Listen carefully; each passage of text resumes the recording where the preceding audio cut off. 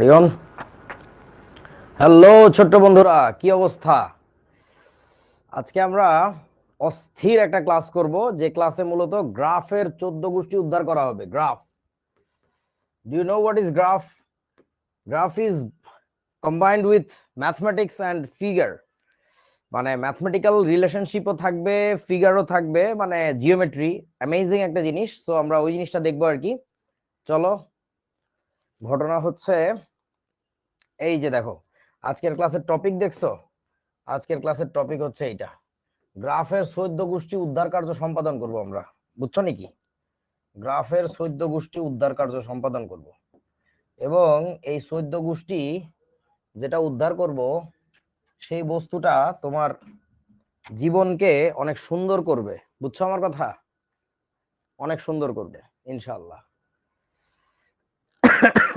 কোনো সমস্যা নেই, আগের কোনো ক্লাস না করলেও সমস্যা নেই, তবে বেশ কিছু জিনিস থাকবে যেগুলো তোমাদের মাথার উপর দিয়ে যেতে পারে। রিল্যাক্স, আস্তে আস্তে হয়ে যাবে সব।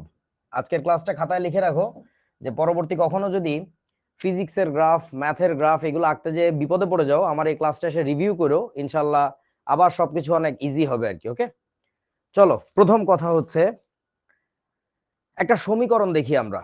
ধরো সমীকরণ না, আগে একটা আমরা কার্ভ দেখি। ধরো এইটা একটা লাইন, যে লাইনটা এক্স অক্ষের সাথে, ধরে নাও এক্স অক্ষের সাথে সে 45 ডিগ্রি কোণ তৈরি করছে। যদি হয় তাহলে ওয়াই অক্ষের সাথেও কত করবে? 45 ডিগ্রি কোণ তৈরি করবে, রাইট? তো এই রেখাটার আমরা পরিচয় দিতে চাই। পরিচয়, তো পরিচয় দিতে গেলে কি লাগবে জানো? ওই রেখাটাকে আমরা যে স্থানাঙ্ক ব্যবস্থায় বসাইছি, এটা একটা 2D কোঅর্ডিনেট সিস্টেম। তোমরা অলরেডি ফিজিক্সে 2D কোঅর্ডিনেট সিস্টেম কি, 3D কোঅর্ডিনেট সিস্টেম কি, এই জিনিসগুলো শিখছো। সো এটা একটা 2 ডিমেনশনাল কোঅর্ডিনেট সিস্টেমে আছে। সেই কোঅর্ডিনেট সিস্টেমে এর পরিচয় দিতে চাই যে কোন রেখা। ধরো তুমি তোমার এক বন্ধুকে বুঝাইতে চাচ্ছ যে এরকম একটা রেখা আঁকা লাগবে, তো তোমার বন্ধু বুঝতেছে না, তাহলে তুমি কেমনে বুঝাবা? সেই বন্ধুটা এরকম এঁকে ফেলছে, ঝামেলা না? সো এই রেখার পরিচয় যায়, এই রেখার পরিচয় কিন্তু আলাদা, আলাদা, ডিফারেন্ট। সো ডিফারেন্ট, তারা বুঝাবাটা কেমনে? সেই বুঝানোর জন্য তোমার গণিতের সহযোগিতা নিতে হবে। তোমার যে কাজটা করা লাগবে সেটা হচ্ছে এই রেখার উপরের কয়েকটা বিন্দু নেওয়া লাগবে। ধরো এই বিন্দু নিলাম, এই বিন্দু নিলাম, এই বিন্দু নিলাম। এই বিন্দুগুলোর যে স্থানাঙ্কগুলো আছে, ভুজ আর কোটি, তাদের মধ্যে একটা রিলেশনশিপ দেখাই দিতে হবে। যদি তুমি গাণিতিক সম্পর্কের মাধ্যমে সেই রিলেশনশিপটা দেখাইতে পারো, ওই জিনিসটাকে আমরা বলবো এই রেখার সমীকরণ। আমার কথা কি তোমরা বুঝছো? বোঝো নাই মনে হয়। আচ্ছা, তাহলে এখন কিভাবে করতে হয় জিনিসটা, সেই জিনিসটা কিভাবে করতে হয় হালকা পাতলা একটু বোঝো, তোমরা অনেকেই বোঝো এই জিনিসটা। এখান থেকে আমরা একটা লম্ব ফেলবো। ধরো এই যে একটা লম্ব ফেললাম, আর এখান থেকে এই অক্ষের উপরে একটা লম্ব ফেলবো। ফেলার পরে দেখো তো, এই অক্ষের স্থানাঙ্ক যদি আমাদের হয়ে থাকে যে x1 আর y1, তাহলে একটু বলো তো এই ডিস্টেন্সটা কি হবে আর এই ডিস্টেন্সটা কি হবে বলো? এই ডিস্টেন্সটা হবে হচ্ছে আমাদের x1, আর এই ডিস্টেন্সটা, এই যে ভার্টিক্যাল হাইটটা, এটা হবে হচ্ছে y1। বুঝছো? আচ্ছা, গুড। এইবার আসো, ধরো এই পয়েন্টের কথা বলতেছি, এই পয়েন্টে আমরা আরেকটা ভার্টিক্যাল লাইন টানলাম, লম্ব। আবার এইখান থেকে ওয়াই অক্ষের উপরে আরেকটা লম্ব টানা হইলো। তাহলে এবার এই বিন্দুর স্থানাঙ্ক ধরে নাও x2 আর হচ্ছে y2। তাহলে একটু বলো তো তোমার এইখান এইখান থেকে শুরু করে এই পর্যন্ত যে ডিস্টেন্স, এটা কত হবে? এটা হবে তোমার x2। আর এইখান থেকে শুরু করে এই পর্যন্ত হবে হচ্ছে তোমার y2। একটু বেশি লম্বা হয়ে গেছে, এটা হবে হচ্ছে তোমার y2। ওকে, এখন কথা হইতেছে আমরা একটা কাজ করব। সেই কাজটা হলো, ধরে নাও এই যেহেতু 45 ডিগ্রি কোণে গেছে, তার মানে একটু কমন সেন্স দিয়ে বোঝা যায় এই x1 এর মান যা হবে y1 এর মানও কিন্তু তাই হবে। তার মানে এটা যদি 5 হয়, ওইটাও হবে কত? 5। এটা যদি 5 হয়, এটাও হবে হচ্ছে 5। এটা যদি ধরো 10 হয়, তাহলে এটাও হবে কত বলো তো? 10। তার মানে এই সরল রেখার সমীকরণ কি আপনারা একটু বলেন তো আমাকে? যে মধ্যবর্তী কোন একটা পয়েন্ট যদি হয় আমাদের x আর y, তাহলে এই x এর কোঅর্ডিনেটের সাথে, x এর ভ্যালুর সাথে y এর ভ্যালুর রিলেশনটা কি হবে বলো তো? x equal two y। সাবাস। এই সরল রেখার সমীকরণ হবে হচ্ছে x ইকুয়াল টু y। এটার সমীকরণ, ব্লু কালারের যে রেখাটা আঁকা হয়েছে, এটার সমীকরণ হবে হচ্ছে x ইকুয়াল টু ওয়াই। ওকে, আচ্ছা এবার ধরো, এবার আমরা আরেকটা লাইন আঁকি। চলো ধরে নাও এখানে আমরা একটা পিঙ্ক কালারের লাইন আঁকতেছি। সেই লাইনটা হচ্ছে আমাদের এখান থেকে শুরু করে এই দিকে গেছে, ধরে নাও এইটা। এই লাইনের ক্ষেত্রে আমরা বিভিন্ন পয়েন্টের কোঅর্ডিনেট দেখতে পারলাম। ধরো এই পয়েন্টের কোঅর্ডিনেট দেখতে পারলাম হচ্ছে 3, হচ্ছে 6। এই পয়েন্টের কোঅর্ডিনেট দেখতে পারলাম হচ্ছে আমরা 4, হচ্ছে 8, এরকম দেখলাম। তাহলে বলো আমাকে, এই যে পিঙ্ক যে লাইনটা, পিঙ্ক কালারের যে লাইন, পিঙ্কের বাংলা কি জানি না, এই পিঙ্কের বাংলা কি, গোলাপি। এই যে তোমার গোলাপি আপার যে লাইনটা গেছে, এইটার এইটার এই তো এইটার সমীকরণ হবে হচ্ছে কত, y ইকুয়াল টু কত বলো তো, 2x আসবে। এইটা হচ্ছে ওই রেখার সমীকরণ। বুঝতে পারছো? x ইকুয়াল টু 2y না y ইকুয়াল টু 2x, কোনটা? y এর ভ্যালু পেতে গেলে, x এর মানকে 2 দিয়ে গুণ করা লাগে। তাহলে তো তোমার x ইকুয়াল টু 2y হবে না, y ইকুয়াল টু 2x আসবে। এই বুঝছো তো নাকি? এই রেখার উপরস্থ যে কোনো একটা পয়েন্টকে টার্গেট করো না। এই পয়েন্টের এটা হচ্ছে x এর ভ্যালু, আর এটা হচ্ছে কি তার y এর ভ্যালু, তাই না? সো y এর ভ্যালু পেতে গেলে x এর মানকে 2 দিয়ে গুণ করা লাগে। তাহলে আমাদের বলা লাগবে y ইকুয়াল টু 2x। বুঝছো তো নাকি? ওকে, ঠিক আছে। আচ্ছা বলো তো তাহলে এই রেখার সমীকরণ কি হবে আমাদের? গ্রিন কালারের একটা রেখা আঁকি। গ্রিন, ধরো এইরকম একটা রেখা গেছে আমাদের, এই আরেকটু উঁচা করি, এরকম। হ্যাঁ, যে রেখার ক্ষেত্রে উপরের স্থানাঙ্ক গুলো, ধরো এটা হচ্ছে আমাদের 7 আর হচ্ছে 3.5, 7, 3.5, আর এটা হচ্ছে তোমার ধরো 12, হচ্ছে 6। তাহলে এই সবুজ যে রেখাটা, এটার এটার ইয়া কি হবে, সমীকরণ কি হবে বলো? এইটার ক্ষেত্রে আসবে হচ্ছে, এইটার ক্ষেত্রে আমরা দেখতে পাচ্ছি y এর মান পাইতে গেলে x এর মানকে 2 দিয়ে ভাগ করা লাগে। তাহলে আমরা কি বলবো, y ইকুয়াল টু হচ্ছে x ডিভাইডেড বাই 2, অথবা এটাকে বলা যায় twice y equal two x। তুমি যা ইচ্ছা বলো, কোনো সমস্যা নেই, বা x equal two twice y। সবাই বুঝছস তো নাকি? ওকে, এখন এই যে গাণিতিক সম্পর্কগুলো, এগুলো আমাদের কাজে লাগাইতে হবে। এই রেখাগুলো সব হচ্ছে মূল বিন্দু দিয়ে যাচ্ছে, এই রেখাগুলো সব হচ্ছে মূল বিন্দু দিয়ে যাচ্ছে। এখন আমি তোমাদের একটা ম্যাজিক দেখাবো। সেই ম্যাজিকটা হচ্ছে, শোনো, ধরো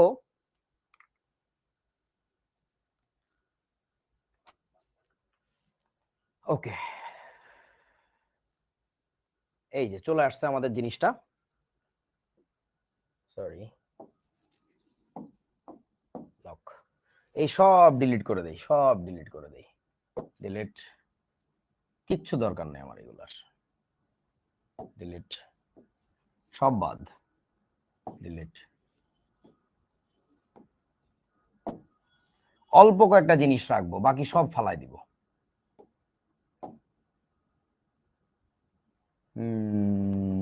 ফালাই দাও, দরকার নেই, দরকার নেই। ওকে, সো এই হচ্ছে আমাদের অবস্থা। এখন ধরে নাও আমি এই রেখাটাকে, এই যে যে রেখাটা, এই রেখাটাকে ধরে একটু শিফট আপ করলাম, এই রেখাটাকে ধরে একটু শিফট আপ করলাম কয়েক ঘর, এইরকম। তাহলে আমাকে একটু বলো কি পরিবর্তন হচ্ছে?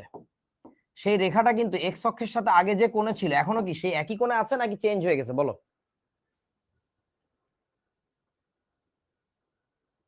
চেঞ্জ কি হয়েছে? হয় নাই তো। আমাদের অ্যাঙ্গেল কিন্তু চেঞ্জ হয় নাই, খেয়াল করছিলাম আমি কি করছিলাম, যেখানে ছিল এখান থেকে প্যারালালি ধরে নিয়ে চলে গেছিলাম উপরে।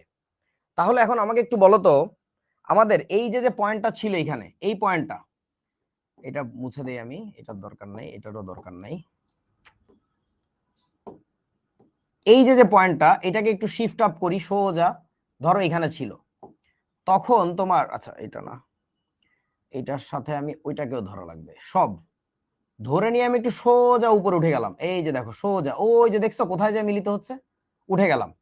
তাহলে তোরা একটু আমাকে এবার বল, আগে যখন এই বরাবর লাইনটা ছিল, তখন এক্স এর মান যা হচ্ছিল ওয়াই এর মান বরাবর তার সমান হচ্ছিল। এখন কি হবে বলো তো?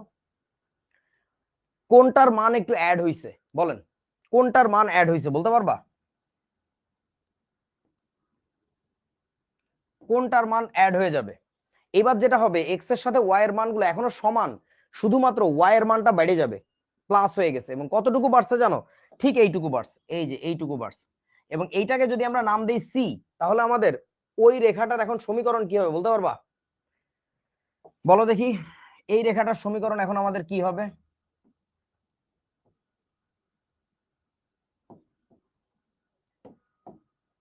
বলো এই রেখাটার সমীকরণ এখন তাহলে কি হবে?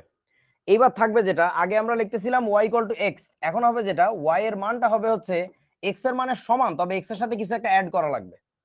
এক্স এর সাথে অ্যাড করলে তারপরে তুমি y এর মান পাবা, সেই মানটা কি জানো, সি টাকে অ্যাড করা লাগবে, এই সি টাকে অ্যাড করে দেওয়া লাগবে ওর সাথে। বুঝছো আমার কথা নাকি? হুম। আচ্ছা এখন কথা হচ্ছে, তো তাহলে আমরা একটা জিনিস বুঝলাম, y ইকুয়াল টু এক্স যদি থাকে বা কোনো কিছু যদি যোগ আকারে না থাকে, যোগ বিয়োগ না থাকে, তাহলে এইটা হয় হচ্ছে আমাদের মূল বিন্দুগামী সরল রেখার সমীকরণ। এটাকে আমরা বলবো হচ্ছে মূল বিন্দুগামী সরল রেখা, মূল বিন্দুগামী সরল রেখা। আর যখন এই কিছু একটা যোগ আকারে থাকবে, বিয়োগ আকারে থাকবে, তখন কিন্তু আর মূল বিন্দু দিয়ে যাবে না, মূল বিন্দু দিয়ে যাবে না। হয় মূল বিন্দুর উপর দিয়ে যাবে, অথবা কিন্তু এই বস্তু মূল বিন্দুর নিচে দিয়েও যাইতে পারে। এরকম খেয়াল করে দেখো, এটা কিন্তু মূল বিন্দুর নিচে দিয়ে গেছে, এই যে বুঝিয়াছো কি আমার কথা? মূল বিন্দুর এই যে নিচে দিয়ে, উপর দিয়ে যেতে পারে, নিচে দিয়েও যেতে পারে। বুঝছো তো সবাই নাকি? আচ্ছা এখন কথা হচ্ছে, তাহলে গণিতবিদেরা এনাম, নাইম, ইমন, এই তিনজন মিলা কতগুলো স্ট্যান্ডার্ডাইজড ইকুয়েশন বানাইলো। সেই ইকুয়েশনটা কি? সেটা হচ্ছে y equal to mx plus or minus C, এইটা বানাইলো। এটা কাদের জন্য বানাইছে? এটা হচ্ছে সরল রেখার জন্য সমীকরণ বানাইছে। এটা নিয়ে আরো ডিটেইল তোমরা হচ্ছে ম্যাথ ক্লাসে শিখবা, আপাতত আমাদের এতটুকু শেখাই যথেষ্ট। তোমরা কি এই বস্তু শিখছো? 9-10 কি শিখছিলা y equal to mx plus C এটা? ও তাহলে তো শিখছো, নাইস। এখন ঘটনা হচ্ছে, এটা নিয়ে তাহলে কথা বলতেছি না। এখন একটা প্রশ্ন আমার ছোটবেলায় মনে জাগতো, যে এখানে এম কেন ধরলেন? এম কেন ধরাটা জরুরি? কারণটা হচ্ছে, সব রেখা, যে রেখা তোমার 45 ডিগ্রি অ্যাঙ্গেলে আছে, তার ক্ষেত্রে তোমার এম এর মানটা 1 হবে বলে ওখানে থাকে না। কিন্তু যে রেখা একটু উঁচা, যে রেখা একটু নিচা, তাদের ক্ষেত্রে কি হবে? ওইখানে আমরা দেখতে পাচ্ছি কিছু না কিছু থাকে, তাই না? যেমন এখানে তো কি আছে, এখানে কিন্তু কি আছে বলতো, y equal to half into x, এখানে কিন্তু একটা হাফ ছিল, এটাই হচ্ছে তোমার এম এর মান। এটাকে আমরা বলি হচ্ছে ঢাল, মনে আছে নিশ্চয়ই? ও তোমরা তো এগুলো শিখছো, নাইস। তোমাদের বয়সে থাকতে আমরা এগুলো শিখতাম না। তাহলে এমটা হচ্ছে আমরা বলবো ঢাল, এক্স এর যে সহগ তাকে বলে ঢাল। আর এই যে যে সিটা, এটা হচ্ছে কি? এটা এই সি এর নাম কি তাহলে বলো তো? জানার কথা তো তোমাদের, সি কে কি বলে? ধ্রুবক, চলক তো না, এটা তো চলক না, সি চলক না, সি একটা কনস্ট্যান্ট জিনিস যেটা বারবার অ্যাড হয়ে যাচ্ছে। এটাকে বলে ওয়াই অক্ষের ছেদিতাংশ বা ছেদক অংশ, ছেদিতাংশ, অর্থাৎ যেখানে ছেদ করছে, এই যে এইটুকু ছেদিতাংশ, এটাকে বলে ওয়াই অক্ষের ছেদিতাংশ। ঠিক আছে? আচ্ছা এখন কথা হচ্ছে, তোমার এই বস্তুটাকে একটু ছোট করে দিয়ে আরো কিছু আলোচনা আছে আমাদের, সেটা একটু উপরে জায়গা নেই। হ্যাঁ, আর এটাকে একটু ছোট করে দেই, ছোট হও, এই তো সুন্দর। আচ্ছা এবার যে কথাটা আমি বলতে চাই সেটা হলো, এই বস্তুটাকে যদি আমরা আবার অন্যভাবে লিখি, ধরো কেউ একজন এইভাবে লিখছে, তার প্রয়োজনে, কি প্রয়োজন জানি না আমরা, তার প্রয়োজন হইছে। ধরো কেউ কোন সমীকরণ, কোন রেখার সমীকরণকে যদি এরকম করে, x equal to N Y plus minus D, এরকম একটা সমীকরণ হয়েছে। এই সমীকরণকে কিন্তু চাইলে মডিফাই করে এই চেহারায় আনা যায়, আনা যায় না? গাণিতিক একটা সমীকরণ, চাইলে এই রাশিকে ওই পাশে, ওই রাশিকে এই পাশে করলে এরকম একটা চেহারা হবে। আচ্ছা এবার আমাকে একটু বলো, সেই ক্ষেত্রে এই এন এর পরিচয়টা কি হবে বলো? আচ্ছা এনটা মনে হয় তোমরা পারবা না, এটা বেশি জটিল হয়ে যাবে, ভাইবো। যারা ম্যাথ ভালোবাসো, জিওমেট্রি ভালোবাসো, একটু ভাইবো। এই ডিটাকে তখন আমরা কি বলবো, এটা একটু আমাকে বুঝাও। এই ডিটাকে আমরা তখন কি বলবো? এটা এখন আর ঢাল থাকে না বেসিক্যালি, যাই হোক। এই ডিটাকে কি বলবো? এটা তো ছিল ওয়াই অক্ষের ছেদিতাংশ, বলতে পারবা এটা কি? হ্যাঁ, এটা হচ্ছে এক্স অক্ষের ছেদিতাংশ। এইটা হবে তখন এক্স অক্ষের ছেদিতাংশ। শাবাশ। এইটা হবে হচ্ছে এক্স অক্ষের ছেদিতাংশ। বুঝলে? একটু ভেবে দেখো, গণিত, আমি খুব বেশি গণিতের গভীরে যাইতে পারবো না, তোমরা একটু নিজেরা ভেবে দেখো। যাই হোক, এবার আসো, এতক্ষণ ম্যাথমেটিক্স শিখলাম, আরো শিখতে হবে, পরে শিখবো। এখন আমাদের যেটা কাজে লাগবে সেই জিনিসটা হচ্ছে তোমার, এই জারিফ ধরতে পারছে, স্লোপের ইনভার্স হচ্ছে এন। এন যদি স্লোপ হয়, এন কিন্তু স্লোপ না, এন হচ্ছে ইনভার্স অফ স্লোপ। এখন ইনভার্স অফ স্লোপ কি, এটা ম্যাথমেটিক্স এর লোকজনের কাছে শুনবো, আমি কিছু বলবো না আর কি। সুন্দর সুন্দর সুন্দর, মাশাআল্লাহ। আচ্ছা আসো এবার পদার্থবিজ্ঞান শিখি। তোমাদের একটা গ্রাফ আঁকতে হবে এখন, ঠিক আছে? সেই গ্রাফটা হচ্ছে, আমি একটু বলে দেই, সুষম ত্বরণে চলমান, সুষম ত্বরণে চলমান বস্তুর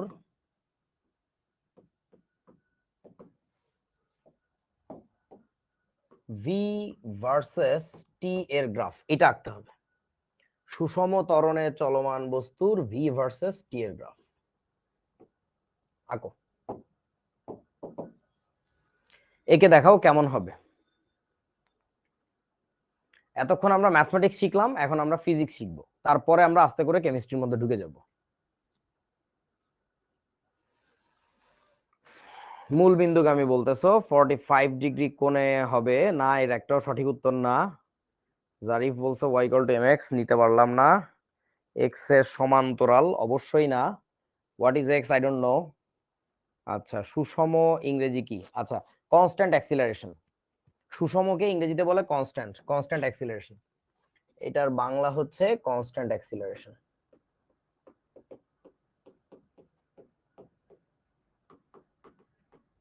কনস্ট্যান্ট অ্যাক্সিলারেশন। আচ্ছা দেখো, সেটা হচ্ছে এই গ্রাফটা আঁকতে দিলে তোমরা অনেকেই যে কাজটা করো, প্রথমেই দুইটা মানে একটা এক্স অক্ষ একটা ওয়াই অক্ষ ঘ্যাচ ঘ্যাচ করে টান দিয়ে খাতার মধ্যে এঁকে এটা তাকায় থাকো, এখানে গ্রাফ হবে। ও, এটা মূল বিন্দু, এটা এটা এটা এটা এক্স অক্ষ, এটা ওয়াই। এই কাণ্ডটা তোমরা করো, এই কাণ্ড করা যাবে না, বুঝছো? গ্রাফ আঁকতে দিলে তোমরা যে ধুম ধারাক্কা ব্যাগের মধ্যে যে দুইটা তলোয়ার বাইর করো, একটা তলোয়ার এইদিকে একটা তলোয়ার এইদিকে, যে তুই আমার সামনে যেদিক দিয়ে আসবে আমি তোর কোভাবে মারি ফেলবো, সামনে দিয়ে আসলেও মারি ফেলবো, উপর দিয়ে আসলেও মারি ফেলবো, এই তলোয়ার বাইর করবা না, এই তলোয়ার বাইর করবা না, কোনো কাম নাই এটার, বুঝছো? তোমার যেটা করা লাগবে সেটা হচ্ছে, আগে গাণিতিক সমীকরণ লাগবে, যেই যেই রাশি নিয়ে গ্রাফ আঁকতে বলেছে সেই সেই রাশির মধ্যেকার একটা গাণিতিক সম্পর্ক লাগবে। হুম, তো এখন তোমরা একটু আমাকে বলো, মনোযোগ দিয়ে শোনো, এই কথাগুলো আগে কখনোই কোনো ক্লাসে শোনো নাই, ট্রাস্ট মি, মনোযোগ দিয়ে শোনো, খুব কাজে লাগবে। সেটা হচ্ছে, আমাকে একটু বলো, ভি আর টি আছে এবং সেখানে অ্যাক্সিলারেশন থাকবে, সেরকম একটা সমীকরণ বলো। কোন সমীকরণ চিনো? এটা ম্যাথমেটিক্যাল ইকুয়েশন বলো।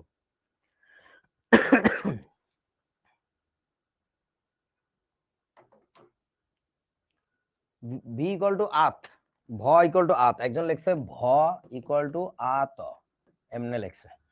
আচ্ছা, তো তার মানে হচ্ছে সে বুঝাইছে V equal to U plus হচ্ছে এটি। সবাই একটু নিয়ম মানো, এই সমীকরণটা খুঁজে বের করবা, যে যাদেরকে নিয়ে গ্রাফ আঁকতে বলেছে তারা থাকবে সমীকরণে, সেই সাথে আবার ওই সুষম ত্বরণ বলছে মানে ওই বস্তুও থাকা লাগবে সমীকরণে।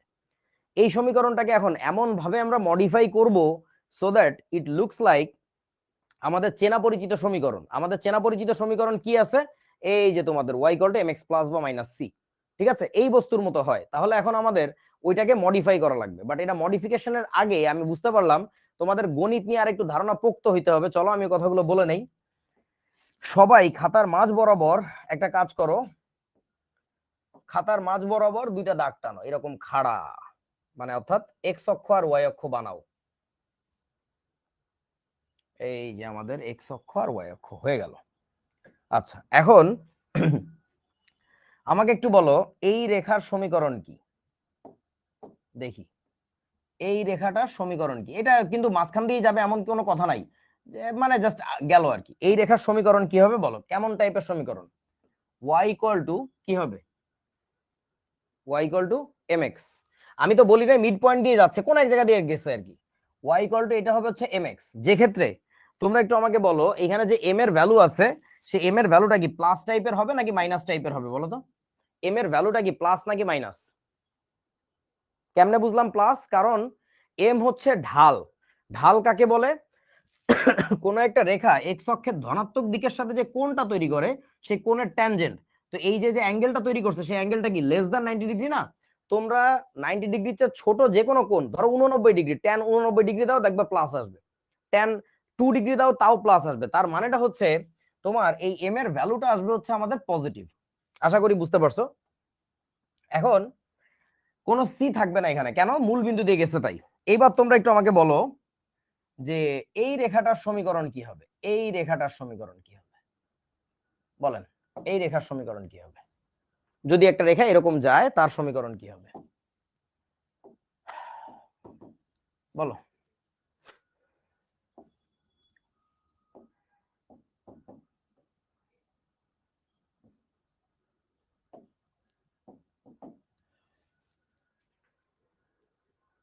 y = mx + c।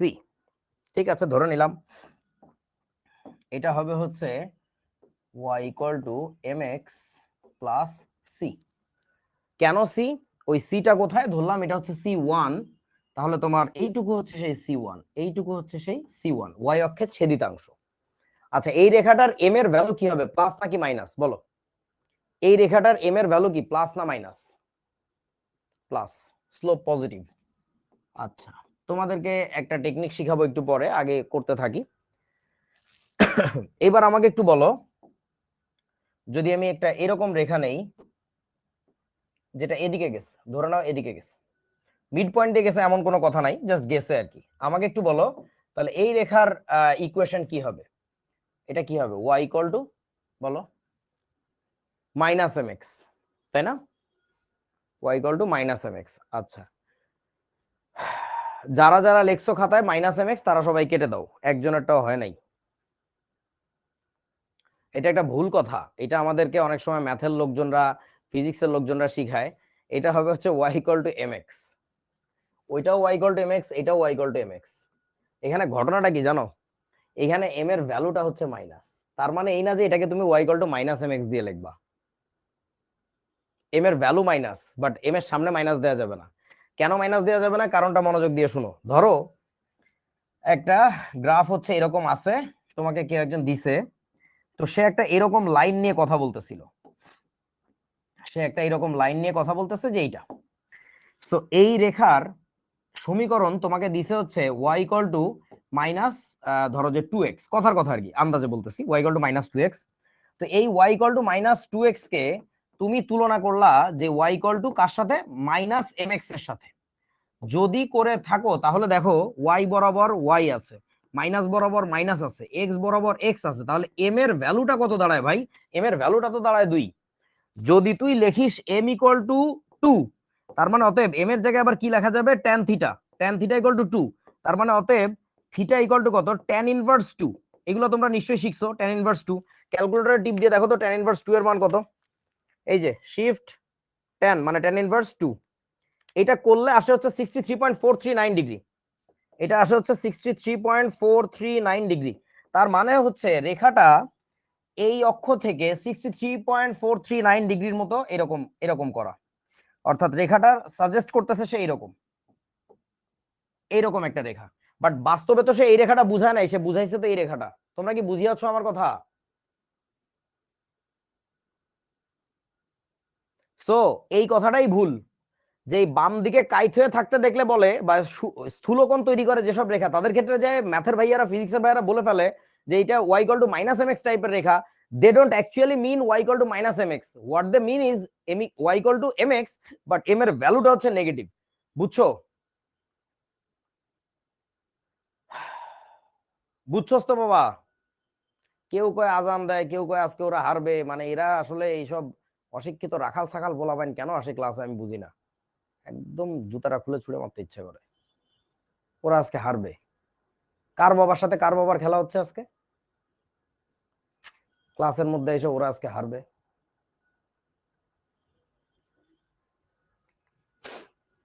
আচ্ছা, তাহলে এই রেখার সমীকরণ এখন থেকে আমরা বলবো y = mx, তবে m এর ভ্যালুটা হচ্ছে negative. You have to remember that y = হচ্ছে mx বলা লাগবে, বাট m এর ভ্যালুটা নেগেটিভ, ঠিক আছে? আচ্ছা, এবার আসো তোমাদেরকে আরেকটা শর্টকাট টেকনিক শিখাই দেই। সেই শর্টকাট টেকনিকটা হচ্ছে, কখনো এরকম যদি কোনো রেখা দেখো, কিরকম, যেসব রেখা ডানে কাত হয়ে আছে, ডানে কাত, এই যে দেখো কিভাবে বুঝবা, একটা কলম খাড়া করবা, মানে যে গ্রাফটা, যে লাইনটাকে নিয়ে জাজ করতে যাচ্ছে কি বলে স্লোপ কেমন, তুমি ম্যাথমেটিক্যালি চিন্তা না করে ফিজিক্যালি চিন্তা করতে পারো। লোয়ার পয়েন্ট যেটা, সেখানে একটা কলম খাড়া করে ধরবা, তারপরে কি করবা, কলমটাকে সেই দিকে ঘুরাবা যেদিকে ঘুরাইলে ওর সাথে অ্যালাইনমেন্টে পড়ে, তাহলে ডানে ঘুরানো লাগতেছে না? যদি ডানে ঘুরানো লাগে তাহলে এর স্লোপ হবে হচ্ছে পজিটিভ। যেসব রেখাকে ডানে ঘুরালে পাওয়া যায়, খাড়া থেকে ডানে ঘুরালে পাওয়া যায়, তাদের স্লোপ হবে হচ্ছে পজিটিভ। বাট অ্যাকচুয়াল ম্যাথমেটিক্যাল নিয়মটা হচ্ছে ওই রেখাটা এক্স অক্ষের ধনাত্মক দিকের সাথে যে কোণ তৈরি করে তার ট্যানজেন্ট। বাট ফিজিক্যালি স্ট্রেট চিন্তা করতে গেলে এইভাবে চিন্তা করা যায় আর কি, ঠিক আছে? এটা আমার পদ্ধতি ছিল আর কি। আচ্ছা এবার আসো, যে রেখা বামে বামে কাত, বলো তো, এই রেখাটা ধরো বামে কাত, তাহলে এইটা স্লোপ কি হবে? এটার এম ইকুয়াল টু কি আসবে? নেগেটিভ আসবে। আচ্ছা এটা বুঝবা কিভাবে, দেখো এই এই রেখার লোয়ার পয়েন্ট এটা, এখানে কলম খাড়া করে ধরে আমার কোন দিকে ঘোরা লাগতেছে? ডানে না, কিন্তু বামে ঘোরা লাগতেছে। ডানে ঘুরলেও পাওয়া যাবে, তো বৃহত্তর কোণ, ক্ষুদ্রতর কোণে ঘোরা লাগবে, যেদিকে ঘুরলে তাড়াতাড়ি পাওয়া যায়। সেই ক্ষুদ্রতর কোণে ঘুরতে গেলে আমার বামে ঘোরা লাগতেছে, যখনই তুমি বামে কাত হবা তখন এম এর ভ্যালু হচ্ছে নেগেটিভ আসবে। বুঝা গেছে? আচ্ছা এবার বলো তো, তাহলে ডানে যদি গেলে পজিটিভ হয় আর বামে যদি, এটা বন্ধ হয়ে গেছে, ডানে গেলে যদি পজিটিভ হয় আর বামে গেলে যদি নেগেটিভ হয়, তাহলে এখন তোমাদের কাছে আমার প্রশ্ন, যদি খাড়া থাকে, একেবারে খাড়া চান্দির উপরে, তাহলে বলো এটার এম এর ভ্যালু কত আসবে? ডানে গেলে পজিটিভ, বামে গেলে নেগেটিভ, তাহলে খাড়া থাকলে কত? ডান আর বামের মাঝ বরাবর আছে, মাঝে থাকলে কত? জিরো হবে না? আচ্ছা দেখো এম ইকুয়াল টু হচ্ছে জিরো, দেখছো? গুড, ভেরি গুড, সবাই একসাথে উত্তর দিছো। ডানে গেলে যদি পজিটিভ হয়, বামে গেলে যদি নেগেটিভ হয়, তাহলে মাঝখানে থাকলে জিরো হবে, ঠিক আছে? ওকে, এটা লিখে এটা কেটে দাও, ছাগল পাগলের দল, হেই বলদের দল। দুই একজন লেখছে অসংজ্ঞায়িত, বাকি সব কয় জিরো। ভাই mathematics doesn't work like that. তোমাদের গণিতের প্রতি এত মানে আবেগ কাজ করলে তো হবে না, গণিতকে তো একটু যুক্তি দিয়ে বুঝতে হবে। তোমরা জানো physics can be emotional sometimes, chemistry can be super emotional sometimes, biology তো অল দ্য ওয়ে ইমোশনাল। যেটা ইমোশনাল না, শতভাগ যুক্তি, যুক্তির খেলা, সেটা হচ্ছে গণিত। গণিতের লগে কোনো ফাইজলামি চলবে না, চিন্তা ভাবনা করে বলতে হবে। এই রেখাটার এক্স অক্ষের সাথে কোণ কত? 90 ডিগ্রি না tan 90 ডিগ্রি মান কত জানো? ইনফিনিটি। তাহলে এই রেখার স্লোপ হবে হচ্ছে ইনফিনিটি, অসীম, অসংজ্ঞায়িত। বুঝিয়াছো অশিক্ষিত দল? আচ্ছা এবার আসো, ধরো, এই তো হয়ে গেছে, আর কিছু ধরা লাগবে না, বুঝছিস? এটা হচ্ছে বেসিক কথা আর কি, ডোন্ট ফরগেট দ্যাট। এবার আসো বন্ধু, তাহলে এইটা হচ্ছে y equal to minus M X, না বলতে হবে y equal to M X, M এর ভ্যালুটা নেগেটিভ। এবার আমাকে বলো এই রেখার সমীকরণটা কি হবে, বলো এই রেখাটার সমীকরণ কি হবে? দেখি, এটা বলতে পারলে আমি বুঝবো যে আমার এতক্ষণ বগর বগর করা সার্থক। এই রেখার সমীকরণ কি হবে? এইটা হবে হচ্ছে y equal to M X plus C না মাইনাস সি, বলো প্লাস সি না মাইনাস সি? এটা হবে হচ্ছে প্লাস সি। ধরে নাও এটা হচ্ছে সি টু, তাহলে সেই সি টুটা কতটুকু? এইটুকু হচ্ছে তোমার সেই C two, that part is C two. Okay, Y অক্ষের ছেদিতাংশ। তাহলে এবার বলেন তো এই এম এর মানটা কি প্লাস না মাইনাস? এখানে যে এমটা আছে এটা কি প্লাস না মাইনাস বলেন? এই এম এর মানটা হচ্ছে মাইনাস। এতক্ষণে আশা করি একটু মানুষ হইতেছো। ওকে, আচ্ছা এবার বলো বন্ধু, ধরো এরকম একটা রেখা আছে আমার কাছে, এই রেখাটা, বলো এই রেখার সমীকরণ কি হবে?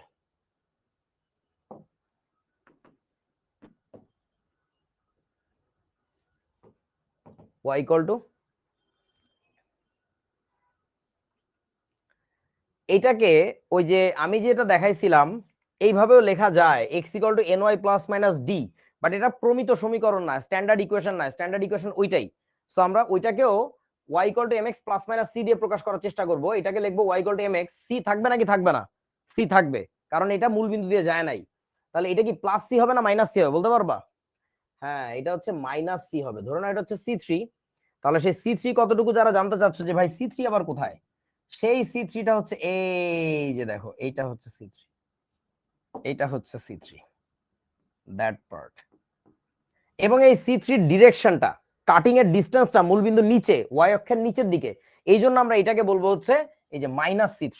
এই ডিসটেন্সটুকু আসলে c3, দূরত্বটা c3, কিন্তু c3 তো নিচের দিকে গেছে, এই জন্য আমাদের বলা লাগবে এটা হচ্ছে মাইনাস c3। বুঝিয়াছো? মানে এইটাও আসলে, এও আসলে ওয়াই অক্ষে ছেদ করছে, মনে হচ্ছে তো না তোমার যে এক্স অক্ষে ছেদ করছে, ওকে বর্ধিত করলে দেখা যায় ও আসলে ওয়াই অক্ষে ছেদ করে, বুঝতে পারছিস? হুম। আচ্ছা তাহলে এখন এটার এম এর ভ্যালু কি হবে বলো, পজিটিভ নাকি নেগেটিভ, তাড়াতাড়ি বলো, এটার এম এর ভ্যালু কি, পজিটিভ নাকি নেগেটিভ? পজিটিভ। কেন পজিটিভ বলতেছো? কারণ ভাই এই রেখার যে লোয়ার পয়েন্ট, ট্রাস্ট মি এই কনসেপ্টটা ভালো করে শেখো, খুব কাজে লাগবে। এই রেখার যে লোয়ার পয়েন্ট, তুমি এখানে কলম দাঁড় করাও, দাঁড় করায় দেখো তো কোন দিকে ঘোরা লাগতেছে, ডানে ঘোরা লাগতেছে না? এই যে ডানে ঘুরতেছি, দ্যাটস ওয়াই এটার এম এর ভ্যালু পজিটিভ।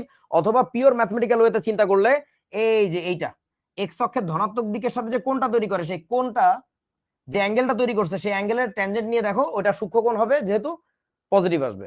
আচ্ছা এইবার বলো আমাকে একটু, সেটা হলো আমি যদি এরকম একটা রেখা আঁকি, ধরো এই একটা রেখা গেছে আমাদের, এই রেখার ইকুয়েশন কি হবে বলেন, এই রেখার সমীকরণ কি হবে?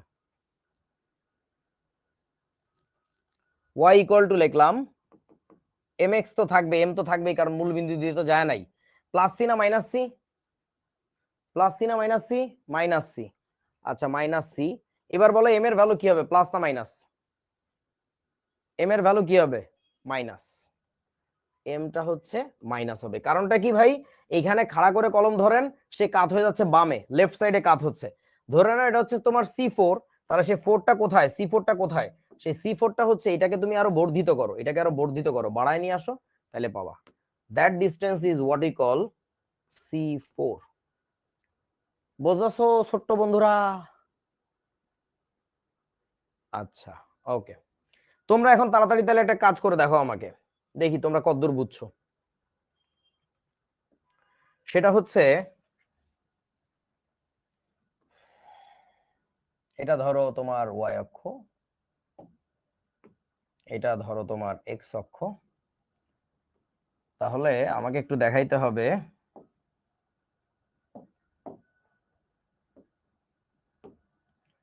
এই রেখার সমীকরণ, এই রেখার সমীকরণ, সেইটা না দেই, এইটার সমীকরণ দেখাইতে হবে আমাকে, এবং এটার সমীকরণও দেখাইতে হবে আমাকে, তাড়াতাড়ি শুরু করে দাও।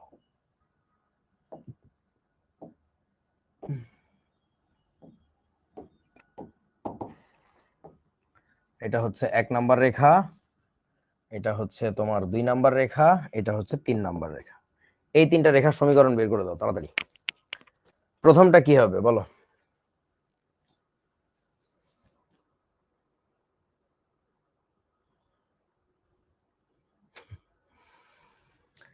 আচ্ছা দেখো, এই রেখাটা নিয়ে অনেকেই টেনশনে পড়ে গেছে যে কি করা যায় আসলে একে। একে যে কাজটা করতে পারো তুমি, সেটা হলো তুমি একে একটু বর্ধিত করে দাও, একে একটু বর্ধিত করে দাও, অ্যাঙ্গেল শিফট না করে একে একটু বর্ধিত করে দাও, টাইনা লম্বা করে দাও, অ্যাঙ্গেল শিফট করা যাবে না, জাস্ট টেনে লম্বা করে দাও, রেখা তো আসলে অসীম পর্যন্ত বিস্তৃত, তাই না?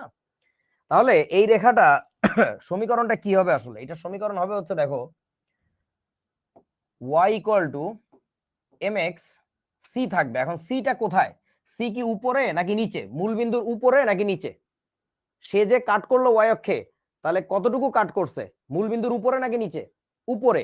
যদি উপরে হয় তাহলে এইটা হয় হচ্ছে সবসময় প্লাস সি, বুঝিয়াছো? আচ্ছা তাহলে এবার কথা হচ্ছে এম এর ভ্যালুটা কি হবে বলুন তো, এম এর ভ্যালুটা কি প্লাস নাকি মাইনাস? মাইনাস, এই যে মাইনাস। এবং এইটা কোন রেখাটা জানো, এইটা আসলে কোন রেখা, এইটুকু, এইটা আসলে তোমার এই ছবিতে, বলো কোন রেখা, আমি একটু নাম্বার দিয়ে দেই, 1 2 3 4 5, এটা ধরো 6, বলো ওই যে যে রেখাটা দেখছিল ওটা আসলে এখানকার কোন রেখা বলতে পারবা? ওই 6 নাম্বারটা, সরি 4 নাম্বারটা, এটা কি 4? বুঝিয়াছো? এটা বেসিক্যালি 4 নাম্বার রেখাটা, এই রেখাটাকে টান দিলেই ওই যে ওই রেখাটা বের হয়ে আসবে, বুঝছস? মজার। এবার বলে 2 নাম্বার রেখার সমীকরণ কি হবে, এটা কেমনে বের করব? এটা বের করার জন্য আমরা এবার একটা কাজ করি, এটাকে টেনে ধরে একটু বড় করে দিই, হ্যাঁ এরকম চলে গেল, রেখাটা এই দিকে গেছে। তাহলে এখন এই রেখার সমীকরণ বানাইতে গেলে আমাদের কি লেখা লাগবে, y ইকুয়াল টু লেখা লাগবে mx, c তো থাকবেই, এখন সিটা কি প্লাস সি না মাইনাস সি বলো, প্লাস সি নাকি minus C? Minus C, good. কেন মাইনাস সি? এই যে এইটুকুতে কাট করছে, এইটুকুতে কাট করছে, আর আগের বলদে কই কাট করছিল, এই যে এইটুকুতে কাট করছিল, এটা হচ্ছে ওর সি, সবুজ সিটা, আর এটা হচ্ছে হলুদ সি, এই যে হলুদ সি। ওকে, তাহলে y ইকুয়াল টু আমাদের কি mx মাইনাস c, সিটা যেহেতু মূলবিন্দুর নিচে দ্যাটস এটা মাইনাস c। m এর মানটা কি প্লাস না মাইনাস বলেন তো? m এর মানটা প্লাস। প্লাস কিভাবে বুঝতেছি? লোয়ার পয়েন্টে কলম খাড়া করো, ডানে কাত হয়ে যাচ্ছে, এই যে ডানে কাত হয়ে যাচ্ছে, ঠিক আছে। আচ্ছা এই রেখাটা কত নাম্বার রেখা বলো? এই ছবিতে কত নাম্বার রেখা ওটা?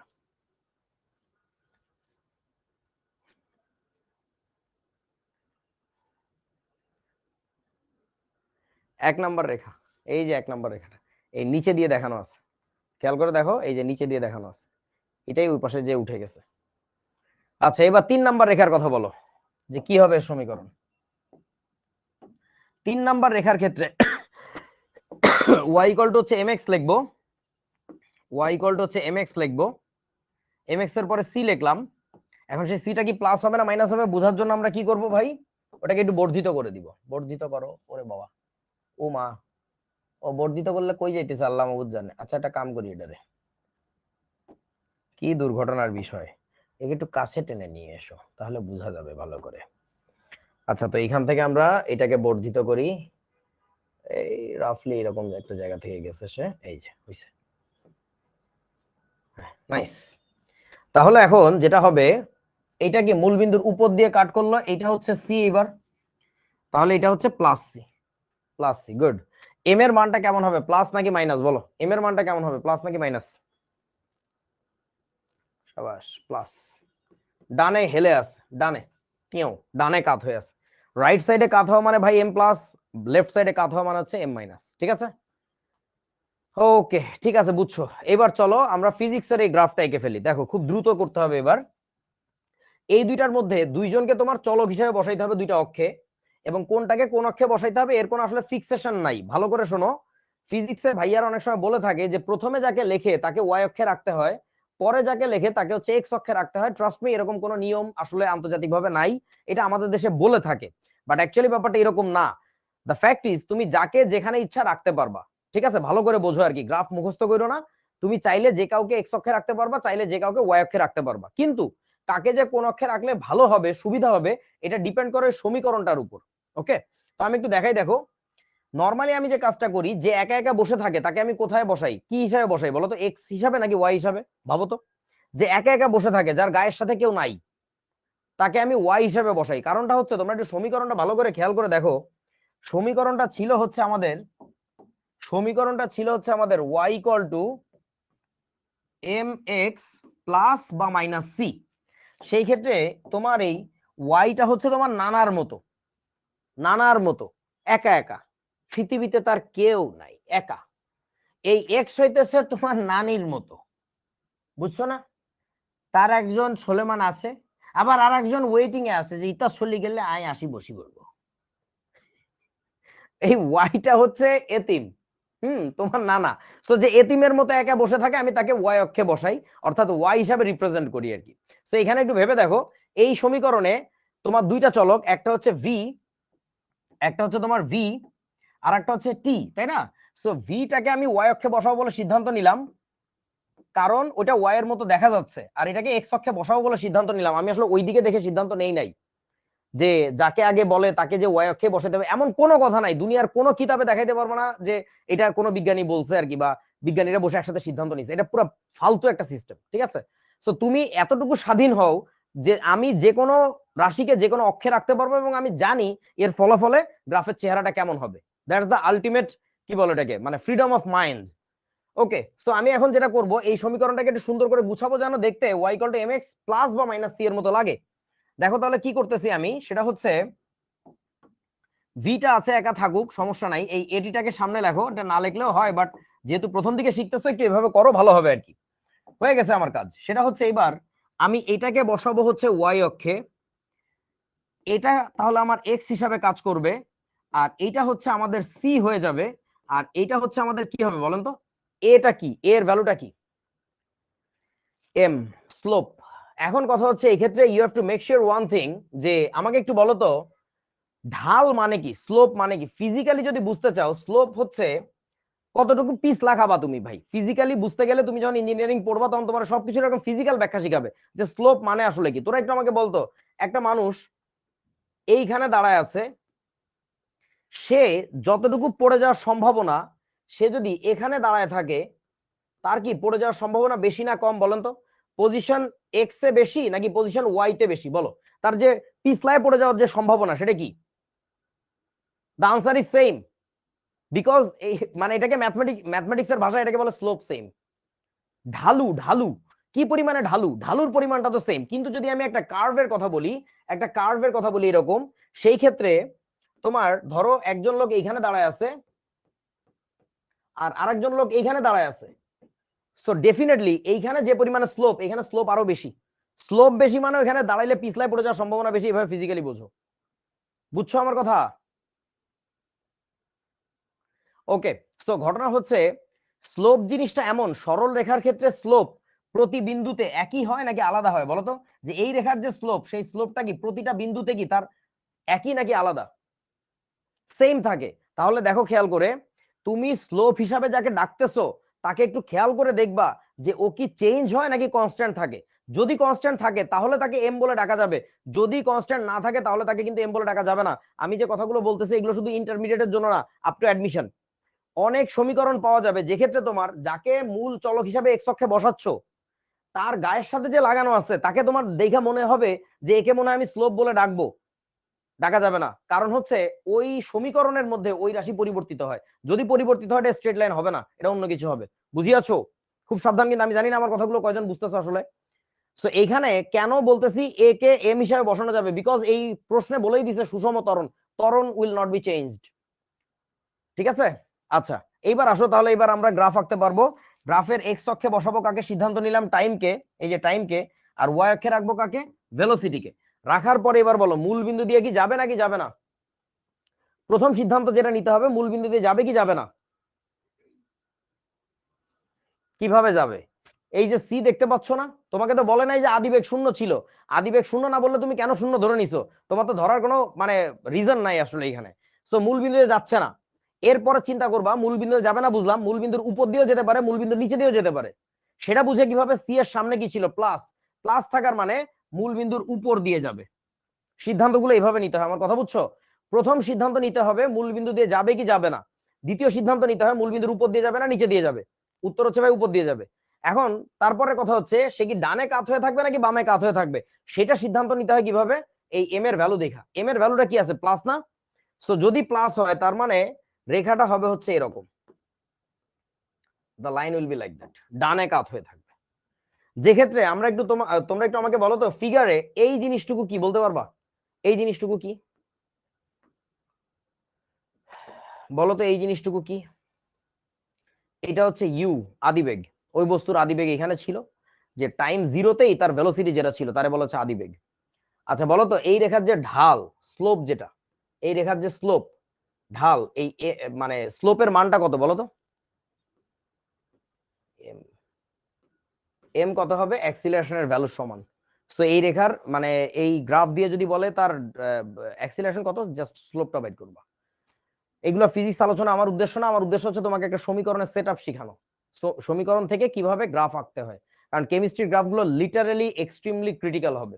সো সেই ক্রিটিক্যাল গ্রাফ বোঝার জন্য আগে ফিজিক্সের প্র্যাকটিস লাগবে, তারপরে আচ্ছা এরপরে আসো, তোমাকে যদি বলি আমি একটা গ্রাফ এরকম, আরেকটু ফিজিক্স পড়ি। স্থির অবস্থান থেকে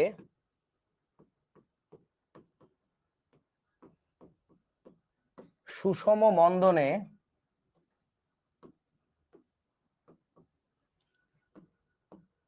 চলমান বস্তুর ভি ভার্সেস টি এর গ্রাফ। ফিজিক্যালি চিন্তা করতে যাও না, এই বস্তু ফিজিক্যালি চিন্তা করতে যাও না, জাস্ট গ্রাফটা এঁকে দেখো কি হবে। এবং এই বস্তু তোমার শুনে অনেক হাস্যকর লাগতে পারে, যারা একটু ফিজিক্স বোঝো তাদের, বা ফিজিক্স বোঝো বলে মনে করো, তাদের এটা দেখে মনে হবে অবাস্তব একটা জিনিস। এটা অবাস্তব না, এটা মারাত্মক বাস্তব। আমি ওটা এখন বুঝাবো না, মাস্টারকে বলবা, দেখবা যে এটা সম্ভব। ঠিক আছে? বলো কেমনে করবা, কোন সমীকরণ নিয়ে আসবা, তাড়াতাড়ি বলো কোন সমীকরণ দিয়ে কাজ করতে হবে? V equal to U plus এটি। আচ্ছা, এর ভিতর থেকে তোমাকে ইউ বলছে জিরো, স্থির অবস্থান থেকে, তার মানে আদিবেগের মানটা এই ক্ষেত্রে থাকবে না, ইউ হচ্ছে জিরো।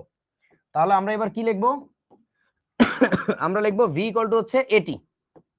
এবং যেহেতু মন্দন বলছে, চাইলে আমি সামনে একটা কি বসাইতে পারি, মাইনাস, তাহলে আরো বুঝতে ভালো হবে আর কি, যে এর ভ্যালুটা হচ্ছে নেগেটিভ। আচ্ছা, এরপরে বলো আমাকে যে এই ভিটাকে তাহলে কোন অক্ষে রাখতে চাও, ভিটাকে কোন অক্ষে রাখতে চাও আর টিটাকে কোন অক্ষে রাখতে চাও, তাড়াতাড়ি সিদ্ধান্ত নাও। ভিটাকে কোন অক্ষে রাখবা? ভিটাকে রাখবা হচ্ছে ওয়াই অক্ষে, আর টিটাকে রাখবা এক্স অক্ষে। তাহলে আমাকে একটু বলো এই পুরো জিনিসটা কি, এই মাইনাস এ জিনিসটা কি বলেন? মাইনাস এই জিনিসটা কি? স্লোপ, এম, এম এর ভ্যালু। ওকে, তাহলে এখন আমাদের গ্রাফটা কেমন হবে? এক্স অক্ষে থাকবে হচ্ছে আমাদের টি, ওয়াই অক্ষে থাকবে হচ্ছে আমাদের ভি। মূল বিন্দু দিয়ে যাবে নাকি যাবে না? প্রথম প্রশ্ন এটা সবসময়, মূল বিন্দু দিয়ে যাবে কি যাবে না? আনসার হচ্ছে ভাই যাবে, কারণ সি তো নাই।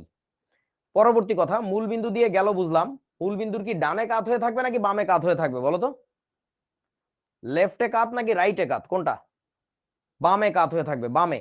এম এর ভ্যালু নেগেটিভ মানে লেফট সাইডে কাত হয়ে থাকবে। সো লেফট সাইডে কাত হয়ে থাকার মানে হচ্ছে গ্রাফটা হলো এরকম, তোমার এইখান থেকে বামের দিকে যাবে কোন এক জায়গায়। এখন এই বস্তুটা তুমি যদি একে রাখো, ম্যাথমেটিক্সের যে কোনো লোকজন তোমারে বলবে যে বাহ হয়েছে তো, কারেক্ট নাম্বার দিয়ে দিবে। ফিজিক্সের লোকজন বলবে তুমি এটা বদ্ধ পাগল। কেন বলবে বলো তো? বলো কেন বলবে?